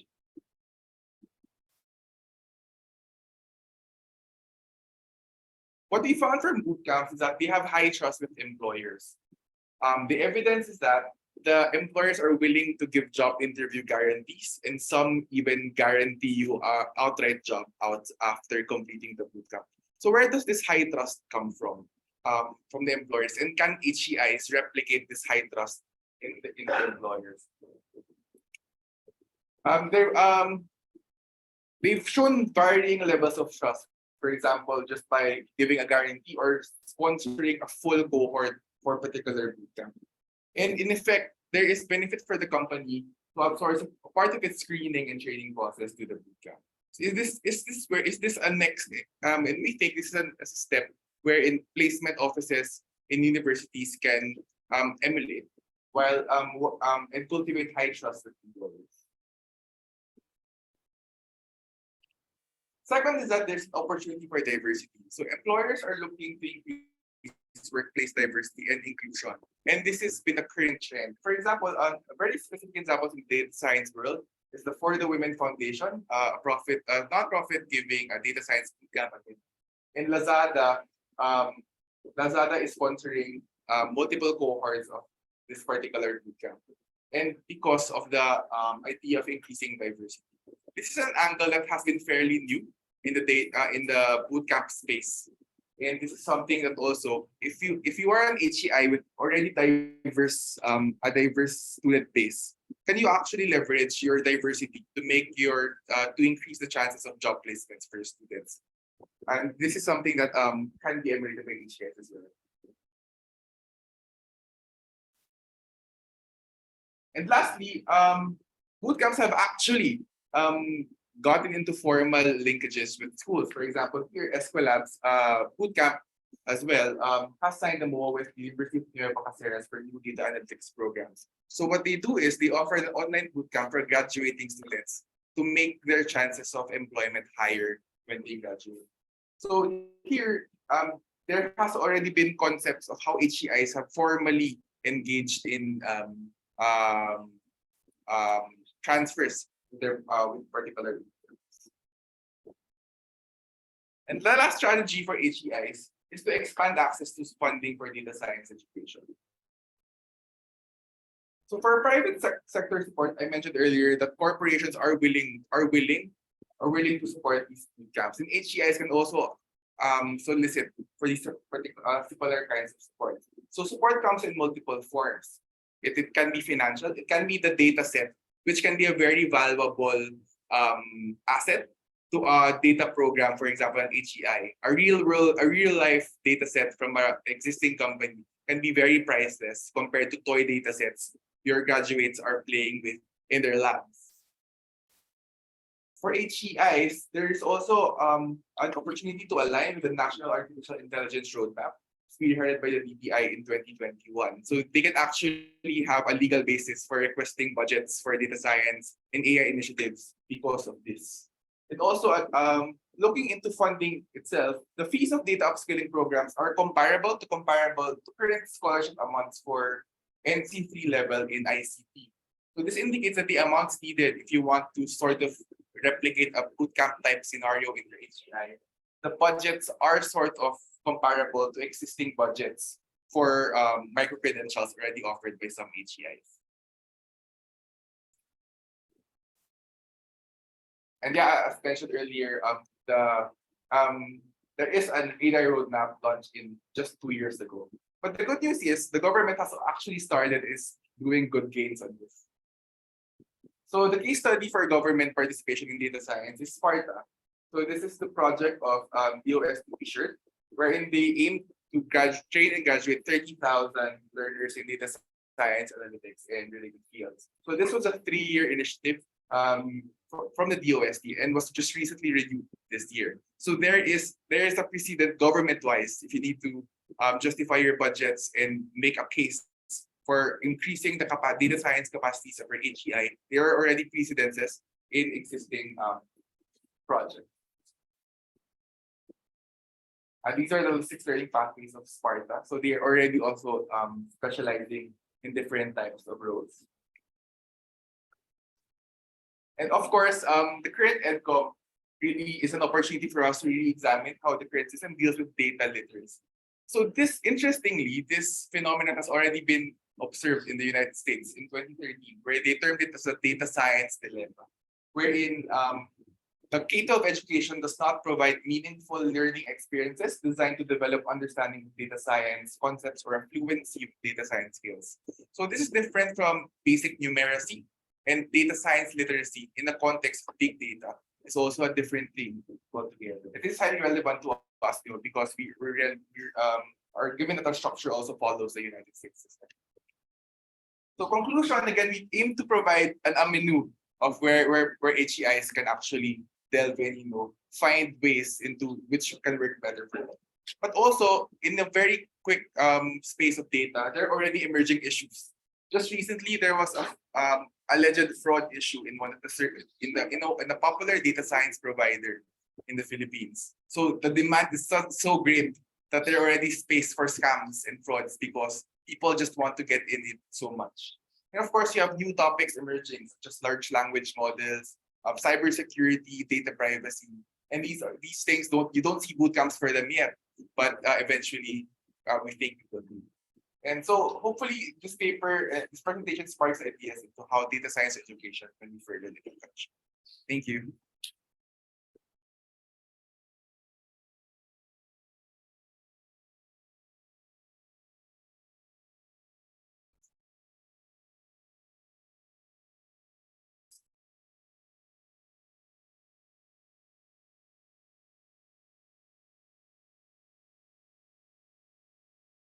to present his paper on the diploma effect, examining the effects of children's higher education on older parents' health in the Philippines.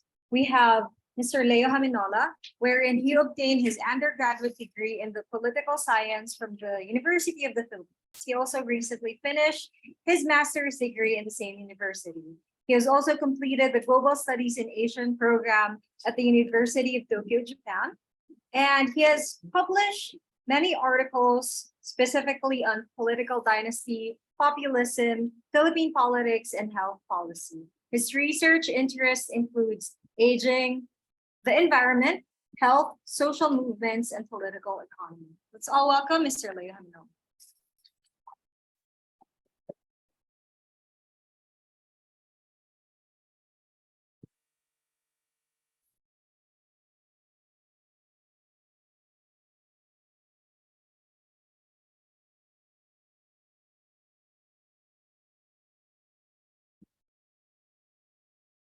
I am Leo Minola, and I'm here to present the preliminary results of my paper entitled The Diploma Effect, Examining the Effect of Children's Higher Education on Older Parents' Health in the Philippines.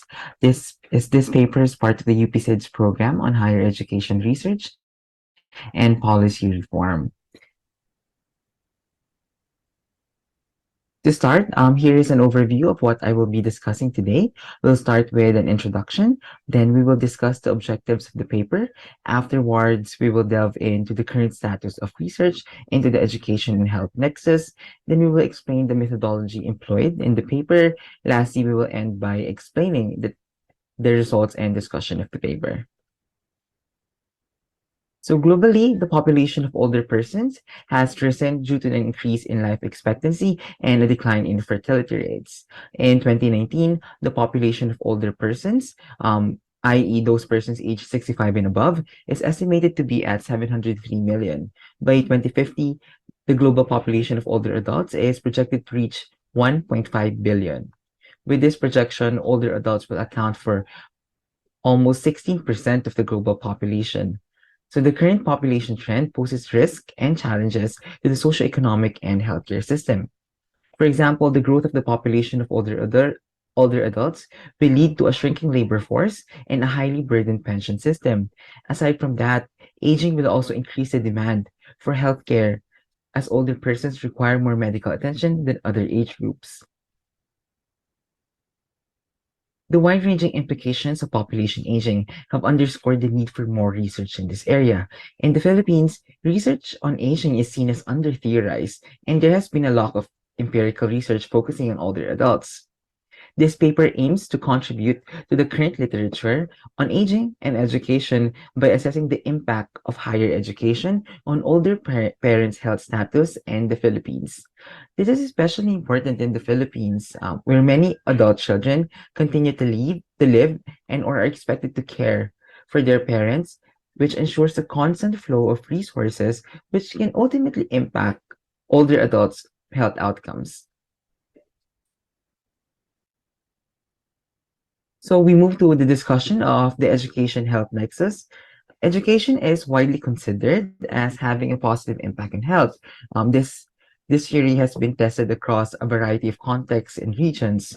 While the level of education is achieved early on and remains stable thereafter, research has shown that this positive effect persists throughout one's lifetime, even up to the late adulthood stage. Hence, in general, people with higher levels of education have been found to have better health outcomes and status compared to people with lower levels of education. Research on the effect of education and health has developed from focusing on the individual's level of education to taking into account the educational attainment of family members within their immediate milieu.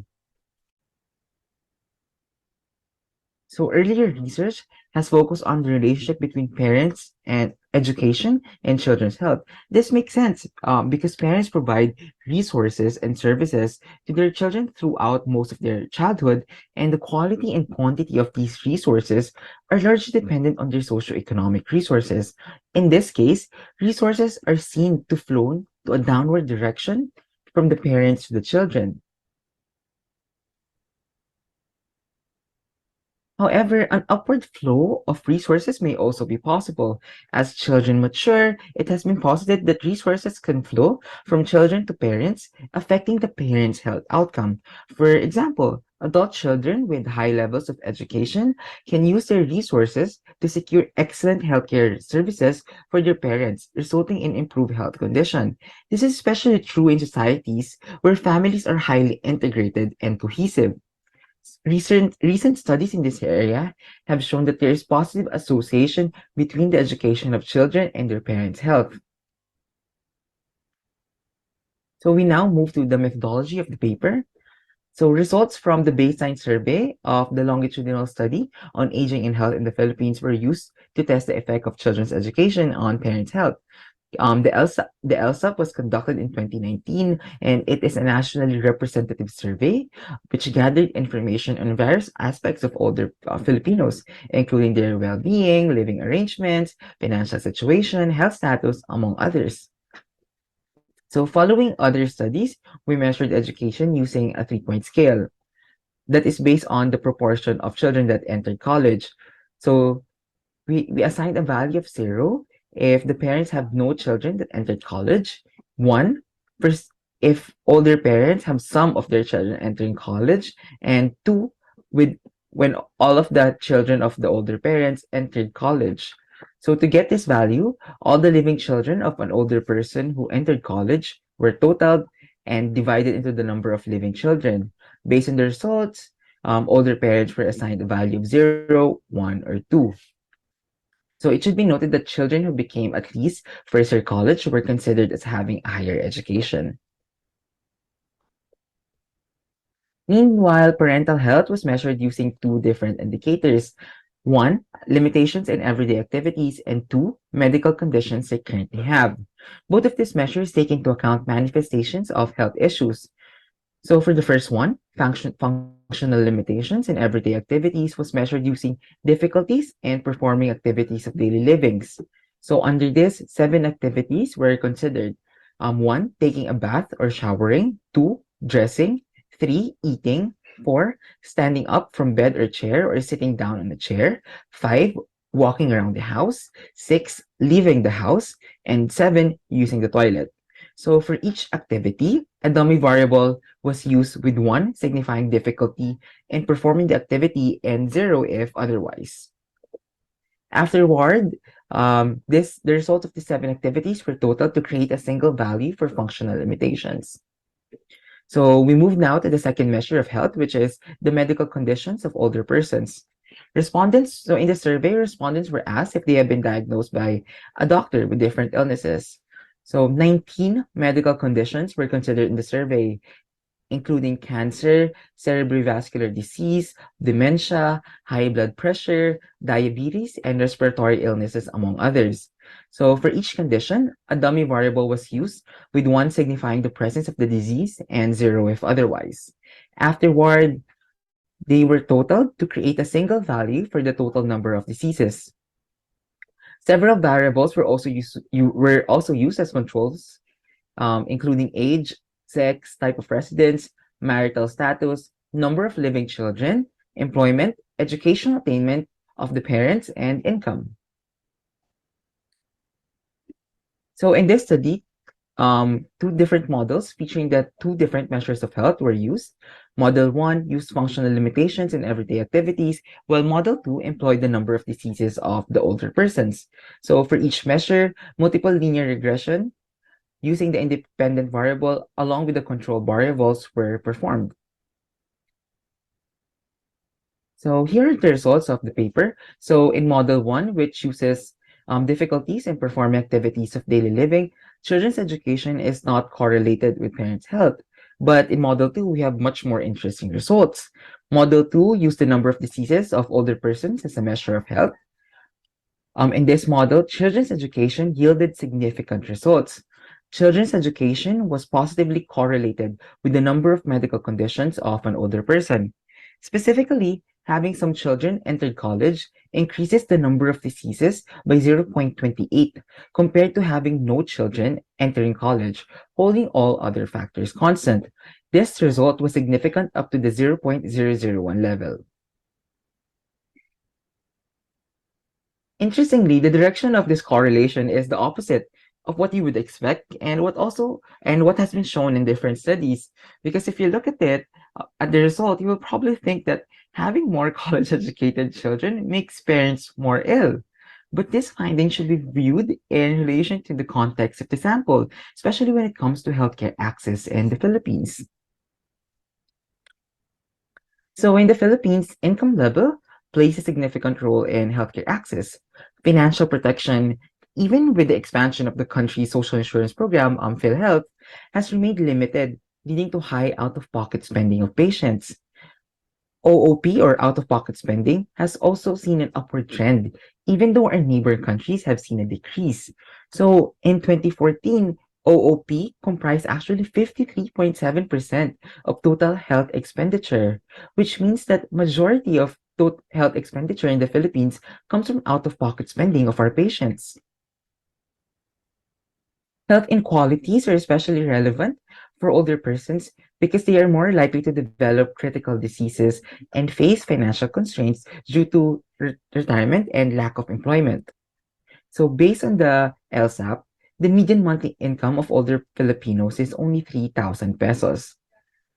Moreover, the LSAP also revealed that there is an unmet need for healthcare for older persons. Around 30% of older persons felt sick in the past year but did not seek help from a doctor. So among those those who did not seek help, 85% cited a lack of financial resources as the main reason. As hospital services remain accessible for many older adults in the Philippines, visiting a doctor to get diagnosed with medical conditions may be seen as largely available only to those with resources, either personal or from others, including their children. As such, this deters older persons with no resources from seeking a diagnosis. It should be noted that the number of diseases variable included only diseases formerly diagnosed by a doctor. Older parents with college-educated children may be better positioned to seek medical help compared to older parents with no college-educated children. So many of the studies exploring this relationship between children's education and parents' health have usually been conducted in developed countries where there's more advanced healthcare system, like Sweden, the United States, and Taiwan. But in the Philippines, health inequalities persist, making it difficult for low-income households to get proper medical attention. If they do, they usually have to rely on family members, especially their children. As such, being diagnosed with diseases may be a result, maybe an actual result of an intergenerational transfer of resources from the children to the parents already. So that's it for me. Thank you very much for listening.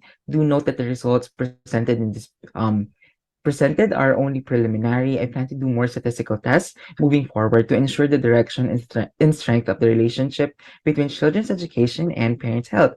But if you have any questions or comments, please feel free to reach out to me via my email indicated in this. Thank you very much for listening.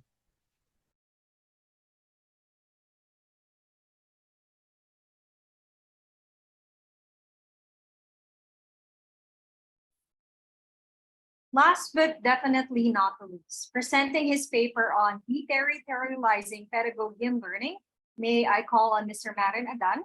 He is a writer, editor, and researcher based in Valenzuela City. He's currently taking his PhD in anthropology at the University of the Philippines, Diliman.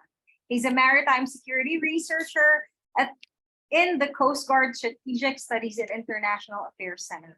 He worked as a research consultant here at the UPCIDS Higher Education Policy and Reform Program, but he is also a research fellow for urban theories across borders by the Research Institute of Contemporary Southeast Asia.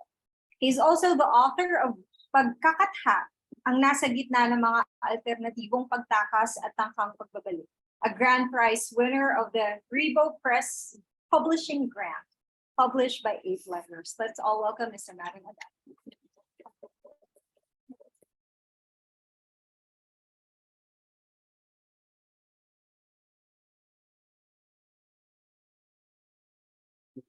Good afternoon to everyone. Adin Paragas, Ato Shaira and I thank you for inviting us here. I'm working on the paper, Deterritorializing Pedagogy and Learning. And since I like telling stories, this is not in the paper. I included here 2 slides. While I was working with my presentation, I just recently finished the Tao of Physics by Fins of Capta. And one of the remarkable insights from this book are the experiments on subatomic particles. They cannot predict the behavior of subatomic particles, whether they go in waves, they go left or right. So they can only call the phenomena as probabilities. So probably this paper could also be treated as a probability. So it's an invitation to experimentation. In terms of the configuring,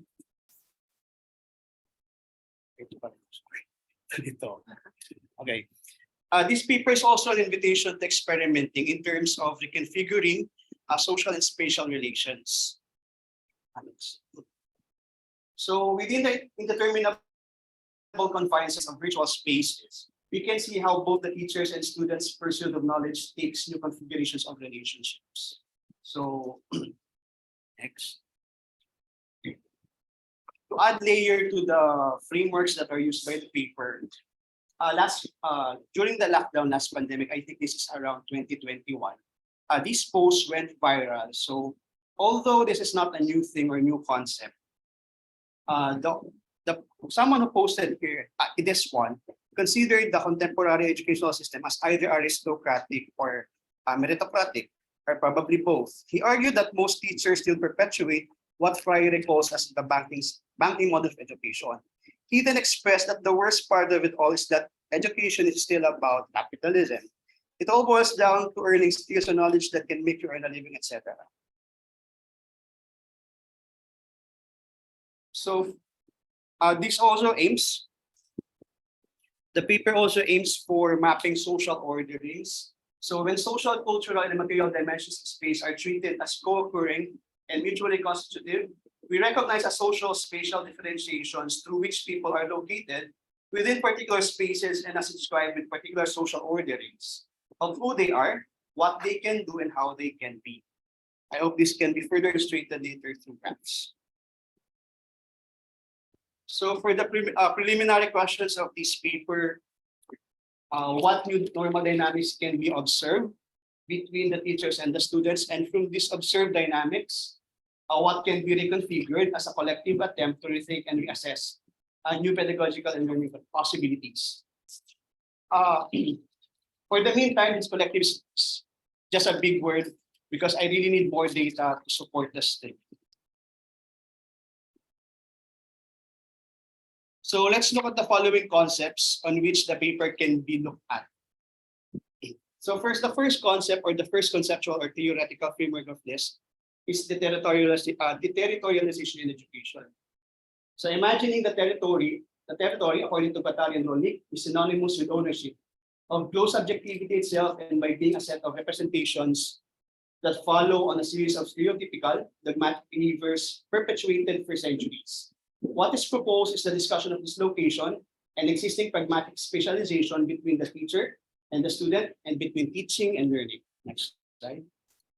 So furthermore, Delusion-Guattari's use of the terms broadly conceive of deterritorialization as a decoding of flows, a breakdown of the codes of control that regulate the flows of human action, and of course, the ultimate goal is to set them free, the actors. In a specific study in which deterritorialization is applied to education, the researchers sought to investigate if interdisciplinary methodology could be applied in different contexts within existing technological support. They identified several indicators of deterritorialization in education. So here's so to illustrate that. So these are the observations that the researchers observed in terms of deterritorialization in education. For example, students were observed on how they would perform during the group activities by using synchronous communication systems, which include Facebook chat. The results obtained in the study showed significant figures as to the improvement in student learning. Next slide. Next concept is the concept of rhizome. So if you're familiar with rhizome, the images would possibly be like a root with roots. And according to Deleuze and Guattari, the construction of thoughts in spaces or territories occurs through the rhizome model. Rhizome is a proposal for construction of thought where the concepts are not hierarchical and there is no central idea. So learning may originate from different points. To illustrate this, I found this study, although the focus is on the professionals, the teachers. So if you would imagine, the researcher tries to establish relationships among different stakeholders on different ways and modes. Next. And lastly, the concept of critical geography. It seeks to take the oft-neglected step of analyzing how spaces change over time and impact the lived material world. It is a social inquiry into processes which considers issues of power and identity, socioeconomic dynamics, and considerations of race, gender, ability, and sexuality. Next slide. According to Massey, the geography of the world is intimately entwined with the most fundamental of political issues, that is inequality, with recognition and the vision of it, with class and democracy, with what we inevitably live within, and are constantly making maps of power. So here's the data of the study. Again, this is really aspect of the project, probably very kurot lang in terms of rhizome, because the data for the meantime are interviews of selected teachers who taught fully online during the pandemic. And let me introduce them briefly. Teacher A handles philosophy of human condition and has 9 years of teaching experience, 2 of which has been conducted fully online. While teacher B handles science, general education subjects, and has been teaching for 10 years, 4 of which is through fully online platforms. I also taught here for 4 years. She's my former colleague. And lastly, teacher C handles building technology, theory of architecture and architectural communications. He's relatively new to the teaching profession and has been teaching online for only 2 months. So for the next slides, we'll be talking about different aspects of learning and pedagogy in modes of fully online classes. So the first aspect is asynchronous. So teacher A makes use of guide ideas, summaries, reading excerpts, and videos, both recorded and those downloaded from websites.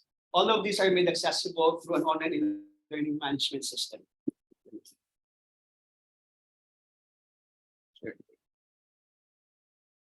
According to teacher A, asynchronous sessions give students freedom on their own time. The uploaded lesson materials allow students to access knowledge or information anytime, and they can go over for more than once. Teacher A also said that such platforms give students ideas of the subject's overall flow, so they would have an overview of subject content, and thus they can set expectations on what to learn in taking up the subject.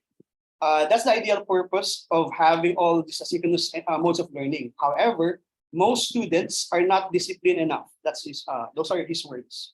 He observed that most students still come to class requirements only for them to realize that they cannot accomplish quality outputs for a short period of time. I've also allowed this paper to be read with my colleagues in Manila Science, and they also pointed out that even the perceptions or insights of the teachers are flawed. And that's the problem here. Even the teachers themselves are being erroneous ideas to online learning. Next, teacher B uses Freshdesk, Gmail, and Discord for asynchronous. Freshdesk is an online cloud-based customer support software providing help desk support system as smart automations. It is usually used for BPO companies, and the automations are rather completely customer-oriented. One interesting remark from teacher B is that the longer the email, the more it gets confusing, sabi ng students. The teacher B said that interpretation of the email messages depends on the students as communication receivers. She expressed frustrations about how students usually get mad or angry when she only explains ideas or concepts. Possibly the students rather see themselves as customers or clients and tend to be quick in expressing their dissatisfaction whenever expectations are not met in teachers' email replies. While teacher C, next slide, uses online asynchronous platforms for exercises or laboratory examinations. The difference between face-to-face and online classes is that lab exams can be submitted after a few days, while submissions for face-to-face lab exams are done on the same day and after the class. Okay, so just a remark from those observations, asynchronous modes of communication allow for various modes or flow information. The teacher can facilitate student engagement using questions or learning guides, and the construction of knowledge can actually occur among students given the proper guidance or facilitation. And to give a brief remark about the fresh desk, the use of this, on the other hand, blurs the relationship between the teachers and the students in favor of students, but as observed, not the way we traditionally understand student-centered learning, or at least how teaching method is supposed to be. The system allows for teachers to be exploited in a very familiar capitalistic sense, while it devalues the actual potential of authentic teacher interventions during student interactions. Next aspect is asynchronous. So teacher A again wondered if there's even interaction at all. He said ibang dynamics ng pag-uusap in person. Interactions create the environment. When teacher A discusses live online, he would often rely on students' use of emoticons to know they're there. I think this is very familiar.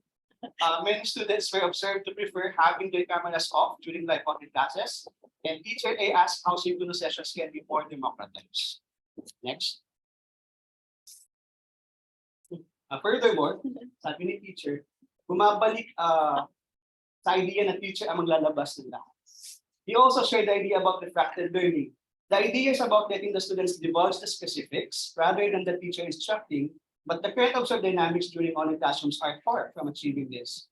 He remarked then that as a whole, online learning is not healthy for him. So actually, there's a lot of conflicting ideas about online learning. Another participant said, ang challenge sa synchronous sessions, wala yung live interaction.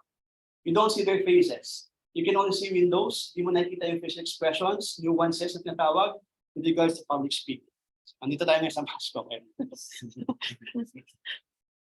So just insights, students can be considered as the main actors who reconfigure the interactional dynamics within synchronous sessions. Another aspect is about the pedagogy. Sabi ng isa, hindi matutumbasan ng online learning ng love making sa lab tools. She's a science teacher. I don't like it. Platforms limit my confidence ability. Yeah. And she still harnesses this very linear form of learning. She expects that she can accomplish this like perfectly from elicit to evaluate. Exploring new ways to connect with students. Another participant. He expressed patient attempts to break the apparent distance. For the meantime, he does this through the use of storytelling, music videos, and examples that contain personal anecdotes. He still believes that teachers can still connect to the students through shared emotions. He said kapag nararamdaman ng student, distance can be broken. He also emphasized the use of rubrics. She commented that those students who were observed to be doing their best are those who thoughtfully read and understand the rubrics. She uses your rubrics in assessing student outputs. Next. So implementing traditional pedagogical methods applied to face-to-face classes on online modes attends to the territorialized educational aspects and learning theories to which they are grounded. We have to be reminded that these pedagogical models are grounded from studies formulated and implemented in face-to-face settings, as well as their replications, reiterations, and iterations. So the territorialized aspects observed in pedagogy and learning among the experiences of the three teachers are good starting points to reassess teaching strategies, student motivation, student learning, among the many aspects in the teaching profession that occupies the online spaces of the internet, social media, and other technology-mediated territories. And to conclude this presentation, I'll just share this one, because this is reminiscent of workflows. So in Kathleen Tucker's, in one of her blogs, she was able to arrive at proposing an alternative to traditional means of assigning and assessing student outputs by reimagining traditional led workflows. What she calls a sustainable student-led workflows bank on maximizing self-assessment, peer work or collaboration, and the use of rubrics. She also underscored three principles about grading assignments. To illustrate this very quickly, this is the traditional mode or workflow in terms of assessment. So teacher assigns work, Teacher collects stacks of student work. The teacher then migrates to Czech Republic. And lastly, teacher passes back student work and students glance at the grade. Often there is no incentive for students to do more with that work, and it ends up in the trash. Medyo pessimistic. This is what she proposed. So student completes a set of math problems for homework. Teacher gives students an answer key. Students work in pairs or small groups to identify incorrect answers and attempt to correct them. So it's sort of peer assessment. Students complete a Google form reporting their scores and requesting additional support or instructions needed.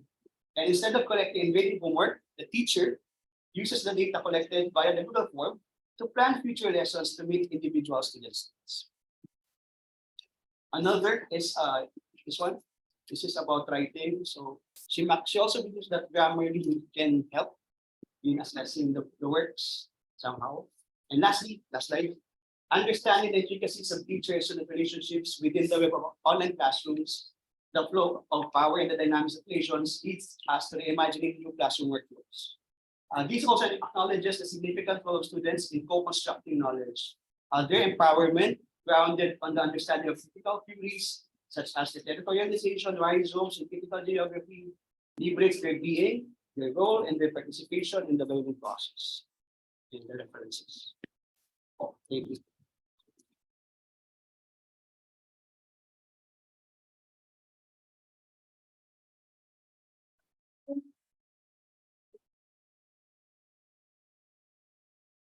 At this juncture, we would like to open the floor for questions led by Dean Cardoz. May we welcome again our presenters here front. Di ba pwedeng- Pwede naman sir. Kaya naman pwede. Kaya ka. Ayan. Alright. Madidinig ba ako? Marinaw ba ang aming boses? Yes, sir. Ay, pakita naman ng mga, nandyan ba sila sa yung panalo? Okay. Please wait lang. So let us wait for that to appear sa screen. Ayan, sige, habang pinaayos ni Shai, actually, parang at first glance, the papers don't look like they're linking, no? But actually there are many intersections. So on the one hand, you have the papers on the various disciplines. So yung kay Dr. Allen and kay Marion, where both disciplinary in nature, one on education and the other one on environmental planning. But at the same time, yun namang kay Marion environmental planning actually leads to another theme of spatiality. Iba't ibang concept of spatiality. Alam mo na yun, di ba? Yung magkalugtong. And the spaces occupied by higher education. And then speaking of higher education, yung kay Arban din at saka yung kay Agnes naman, it's about performance. Di ba yung kay Agnes was about the ability of HEIs to absorb and spend money. And then when you actually spend, yung kay Arban naman shows you the extent to which you're having an impact. And again, speaking of space, yung kay Kai at saka kay Mikee na curriculum, whether HEIs are actually the right spaces moving forward. This is a very controversial opinion. Pero, universities are a relatively new invention. I mean, you have 500-year-old universities like USD, like Harvard, but the way they have been teaching, the way they are teaching right now, is a product of the last 200 years. The 300 years before, theology naman yun. Hindi naman yung the way we are structured right now. Kaya, when you talk about boot camps, when you talk about micro-credentializations, and then you talk about the culture of the digital future, diba, where there's collaboration, where there's adhocracy, then tawag na things don't need to be finalized before you implement. Diba maraming ganun kasi na in the university, kailangan bound yan. Diba? Yung malinis na malinis, free din edit, lahat bago maging knowledge. But sa data, pinag-usapan natin today, hindi naman ganun. Diba? Actually, as the data coming, kasi wala namang finality yung data gathering like what is practice right now. Ang data palagi pumapasok, and then you analyze as the data come in. But that is not tradition. that is not the traditional practice of current HEIs. Ang layo talaga. Kaya may EdCom tayo, and then we have all of these, papers. I think ang question ko ay, paano na ngayon? Kasi really, sabi ko nga, we are at the juncture, no? And it's time to really reimagine yung higher education. At ito nga, parang sa akin, ito yung mga parang seeds of ideas, ano? Kaya mahalaga itong decision so testing because you can experiment on the topics and then you can toy with the topics and then pwede i-pursue na mas malaki later on. So ngayon, based on your experience, saan kaya tayo pwedeng pumunta next step? Both for the research and yung higher ed in the Philippines. Kasi talagang baka kailangan baguhin talaga. But at the same time, ako lahat naman tayo siguro ay produkto ng salukuyan at may ang laki ng nostalgia factor. Like up si yung last presentation, I talked to I talked in a webinar on artificial intelligence. And then, of course, all of ang dami ng mga teachers who were up in arms about cheating and AI. And then I said, it's only cheating because you consider AI as a tool for cheating. But if it's integrated in the curriculum as a tool, parang yung sinabi din sa teacher doon, diba na, why should answers be hidden? Kasi diba ganun yung style ngayon, diba? Ng examination, tuturuan, and then hands off, alisin mo you disconnect the learner from the resources, and then I will test you. But pwede naman nga, na actually, tuloy-tuloy na ginagawa mo yung learning with the tools. Before you have to memorize, because the encyclopedia you cannot carry all the time. So then the information has to be lodged in your brain. But ngayon, you always have your phone. So what is the purpose of memorizing? Then maybe there's a higher order skill. That the use of data that you don't need to memorize, which is the focus of the old model. So mga ganyan. So yun, ano sa pala? Okay, any thoughts? Kasi nga, dahil total naman, we are here in the university, EdCom is experimenting, trying to push the boundaries. Ano kaya? Kung pwede natin idagdag sa mga tanong. And remember, the questions are being asked by senior faculty who are grounded in, the traditions or the traditional space. Even if they're really wanting to push the boundaries, but you are more the future. So ano na? Siguro mauna Sige, muna okay. ako. I very much intrigued sa presentation ko, sir, about sa concept ng territorial spaces. As a person na nasa urban planning, you're mentioning about the territorializing. I was just thinking, if pwede bang, instead of territorializing, sorry, nabubulol ako. But kaya hindi pwedeng un-territorializing, di ba? Na instead of removing yung territories, why not set up a higher education community na walang territories to begin with? Diba?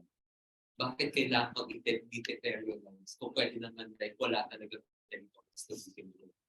Ideas about yung mga diniscuss natin, qualifications to aim. Those products are those things are products of our goal to structuralize everything. Whether we like it or not. Even AI is a structural framework na tinamo. Some countries outside the Philippines are even passing laws on how to regulate the use of it. And as a post-structuralist, parang I'm beyond the structures. And we really look into the emotions ng mga estudyante. Kasi tayo naman naging estudyante tayo at some point and parang nakakapagod na yung ang this curriculum, this syllabus. Things that don't matter once you get out of the university and look for jobs. That's a good one. Since I started with the idea of probabilities, laging ipaproliferate possibilities. So who knows, makaka-deterrorialize, pinagpunta sa territorializing that can build in point. Pero right now kasi pinusot ko siya sa isang teacher sa Salinas High School teacher. Ang mahalaga pa rin yung concept ng organic structure. Kasi actually, mga sa teachers, kasi few students, ang dami nila nagkakaroon. So sila themselves, very doubtful sila sa institution. So sabi ko pa, may Agnes yan. Tapos ang mabilis nila ato doon ay ang excess pa yun ng pagtuturo sa classroom ay proseso ng pagtuturo. Hindi naman ito tutulong sa internet.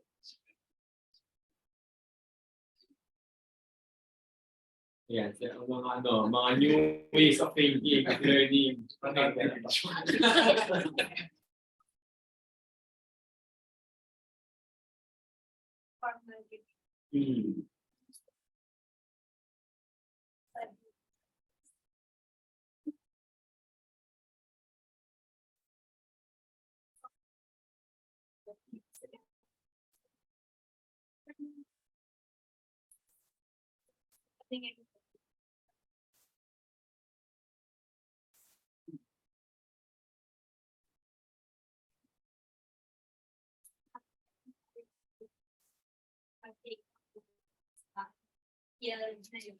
Kailangan meron interest. Kailangan yung sabi din may interest.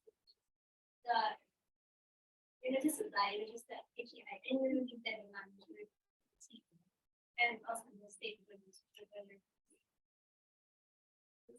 Good what Kai said, but mas successful talaga yung short terms. But yung current structure says promotion ng so-prox.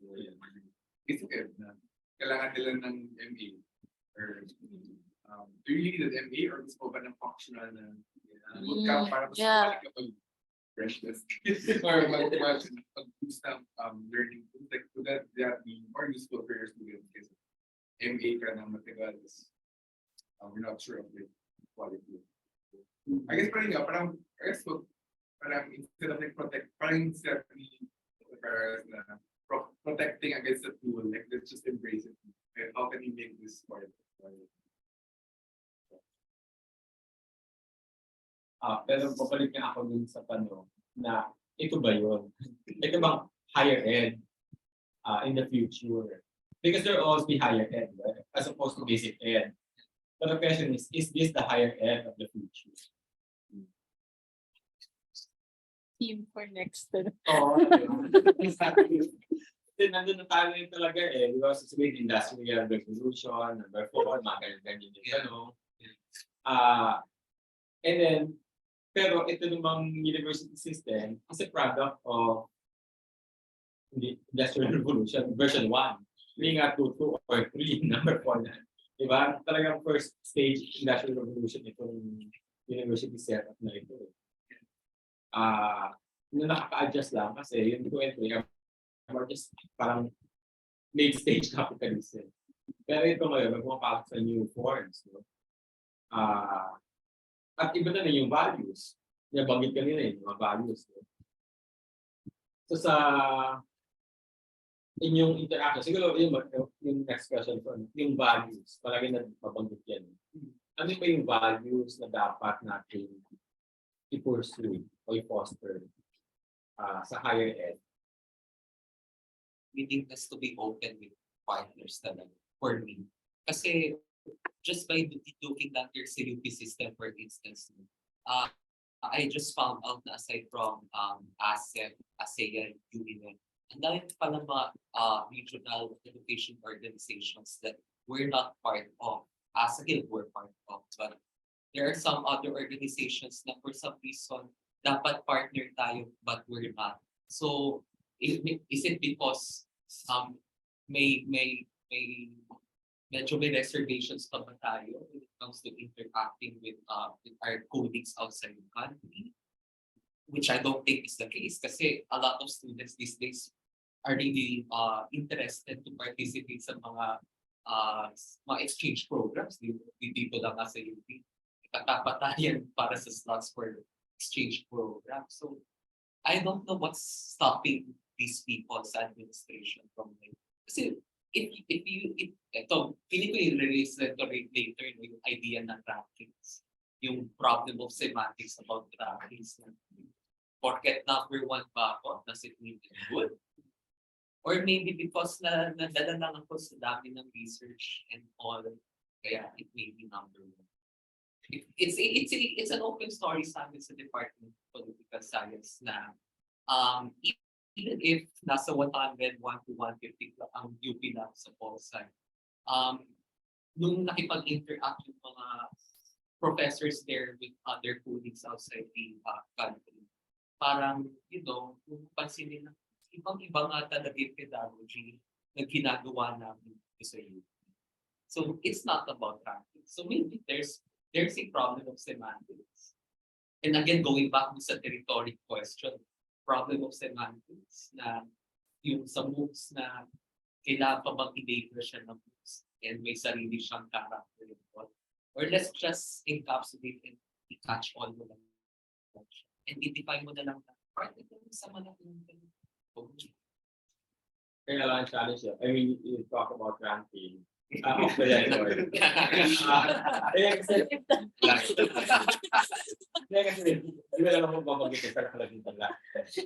Like one of the universities partnered with a bootcamp.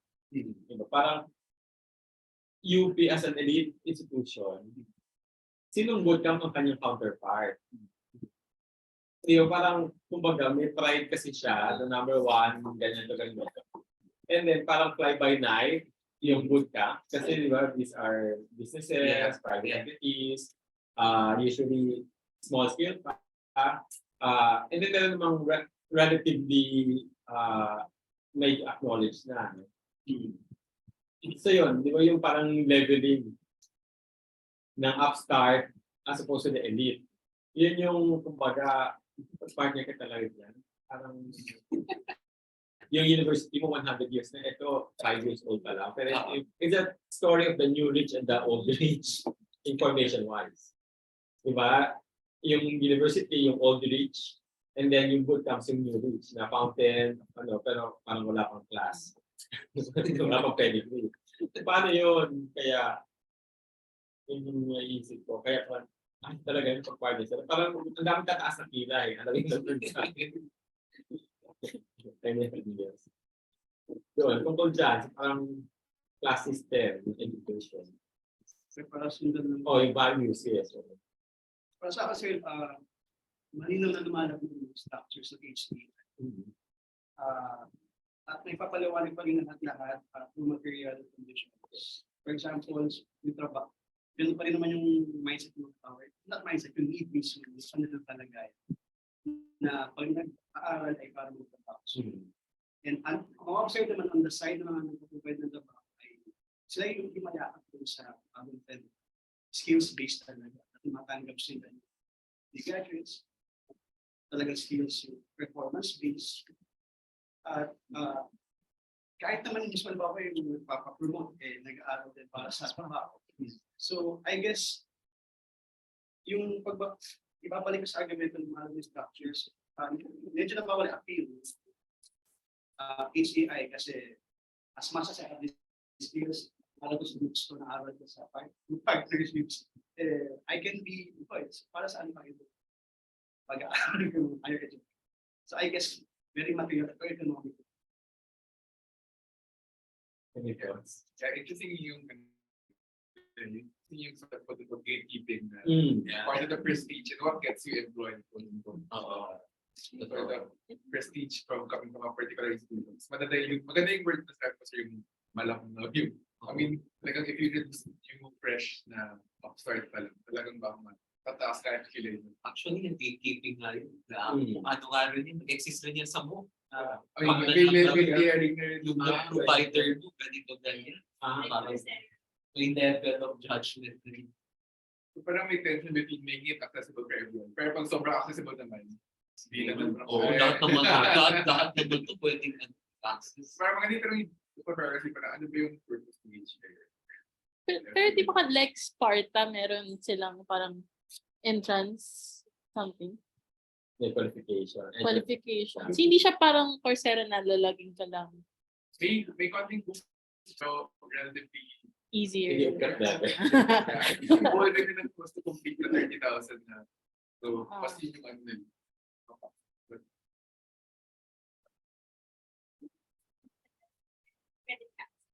Third month. So it's like siyang bridge to non-formal education. Like right now, meron tayong credit transfers based on learning outcomes. So itong micro-credential, hina-highlight talaga niya yung kahalagahan na measurable dapat yung learning outcomes, tapos alam nang kumukuha ng kurso, ano yung matutunan natin. And then kung gusto niya na mag-move towards informal education, pwede magkaroon kasi meron ng credit transfer. I think ang isa pa ask Eli na ano dito. Because universities are supposed to be the places where you learn more than what you're required for work. Kasi di ba, pag it's very utilitarian, yan yung sasabihin, polytechnic. Di ba ganyan kasi sa higher end, no? Pag vocational, that's polytechnic, and really just being trained for work. Yun yung mas polytechnic track. And then yung university, ito yung may liberal arts framework na that's why you have to go some subjects. Otherwise, pragmatically, hindi naman siya useful, but it opens your worldview. Ang laki ng contest dyan. Diba? Kanina sa GE yan. Yeah, GE. And then in the last round of GE, diba, ang engineering, for instance, talagang slash yung kanilang GE because of the Washington Accords na highly specialized because for work. Diba? It's the requirements of the engineering profession of 4 years. So engineer ka na. Wala, ang nag-suffer talaga, honestly, yung liberal arts foundation. And this is just recently. Ngayon, papasok na nga tayo dun sa talagang very direct na kung ano yung pag-aralan mo, same level. Tapos, kung magbabago ka ng career track, marami ka na ulit kailangan, parang andito yung mga small courses that you take para maka-shift ka na ulit. So, ang dami yun, di ba? Ang laking argumento. At parang hindi kakayanin, pero ang bilis ng developments. So, sa inyong palagay kaya, based on your studies, babalik na ako sa ethics dahil mag-alas pa. Kung may masasabi kayo, diba, sa mga policy makers, kasi nakikinig sila, especially right, in the next 6 months, ano yung message ninyo kaya sa kanila based on your studies? Kasi ganyan sila, diba? Very utilitarian yun, para ito na pag-aaral. Sige, anong gagawin kong load dyan? Sige, sige. Targeted approach sana to budget and management sa education. Kasi pwede kang mag-demand ng mataas na pondo para sa education. Pero when you acquire yung necessary hardware and software to improve your education system, ano yung end result to it? Yan yung napansin ko sa government eh. Acquired halimbawa si local government sasakyan or let's say medical work. After 6 months, nawala na siya sa RT, napapatan siya sa government. Nasaan yung end result? Diba? Kahit sabihin mo, nakalagay pa sa policy proposal na ay may monitoring and evaluation. Again, targeted ba yung pagbili mo? Targeted ba yung pag-acquire content? Targeted ba yung pagdagdag ng mga teachers dito sa particular school? Targeted ba yung pagtaas ng R&D ko sa probinsya na to na ay may ganito na rin pala? Ay targeted ba ito? Ay may move na pala para dito. Baka naman kailangan mas something unique. Parang mas, ano yun, along the lines of quality assurance.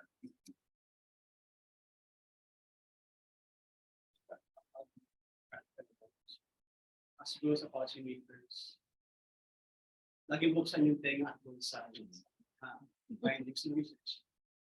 Siguro yung game message yung research and process kasi matagal na naman ang essence na research to localize para siyang dito pa, psychology, sociology, counter-narrative. to globalizing, actually research to colonizers. So, nasa panahon tayo na mas proliferating na yung idea. May kanya-kanya pang kailangan per community, per territories, per groups. At pag tayo dapat bumabalik po sa principles, ideologies, so mas masigasin dapat yung bottom approach in terms of papakatupad ng policies at HI. For me, parang hindi na kayong pinakita about Kristine na it's never gonna end. Parang while it's so talaga yung HEIs, it's very hard to make changes. Possible magkaroon ng parang small hubs of innovation. Kung saan pwede mag-experiment with HEIs. May budget to like experiment. Not necessarily change the whole thing. Pero like mayroon lang deliberate effort to experiment and innovate. Parang it's a deliberate effort na consistent. Meron dapat tayong budget for innovation.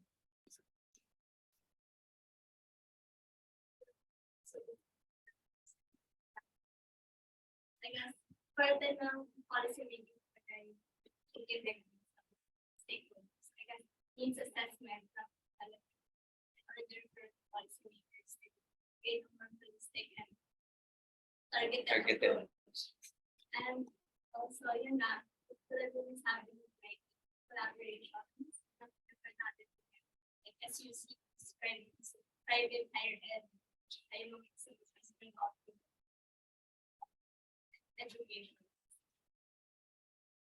But and also, sa Philippines sa DNH, it's not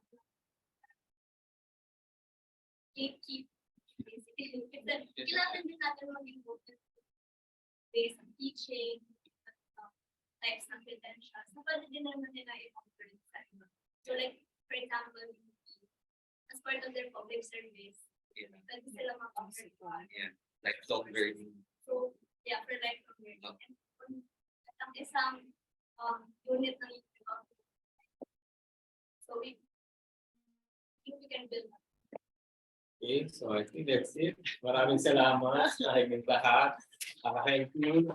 So next step naman tayo ay publications na. So we'll have monographs. Ayun. Hindi, remarks na. Yung-mute ko ba, sir, kung i-end naman na to? Ayan, so alas 4 na. So maraming salamat sa lahat. Thank you.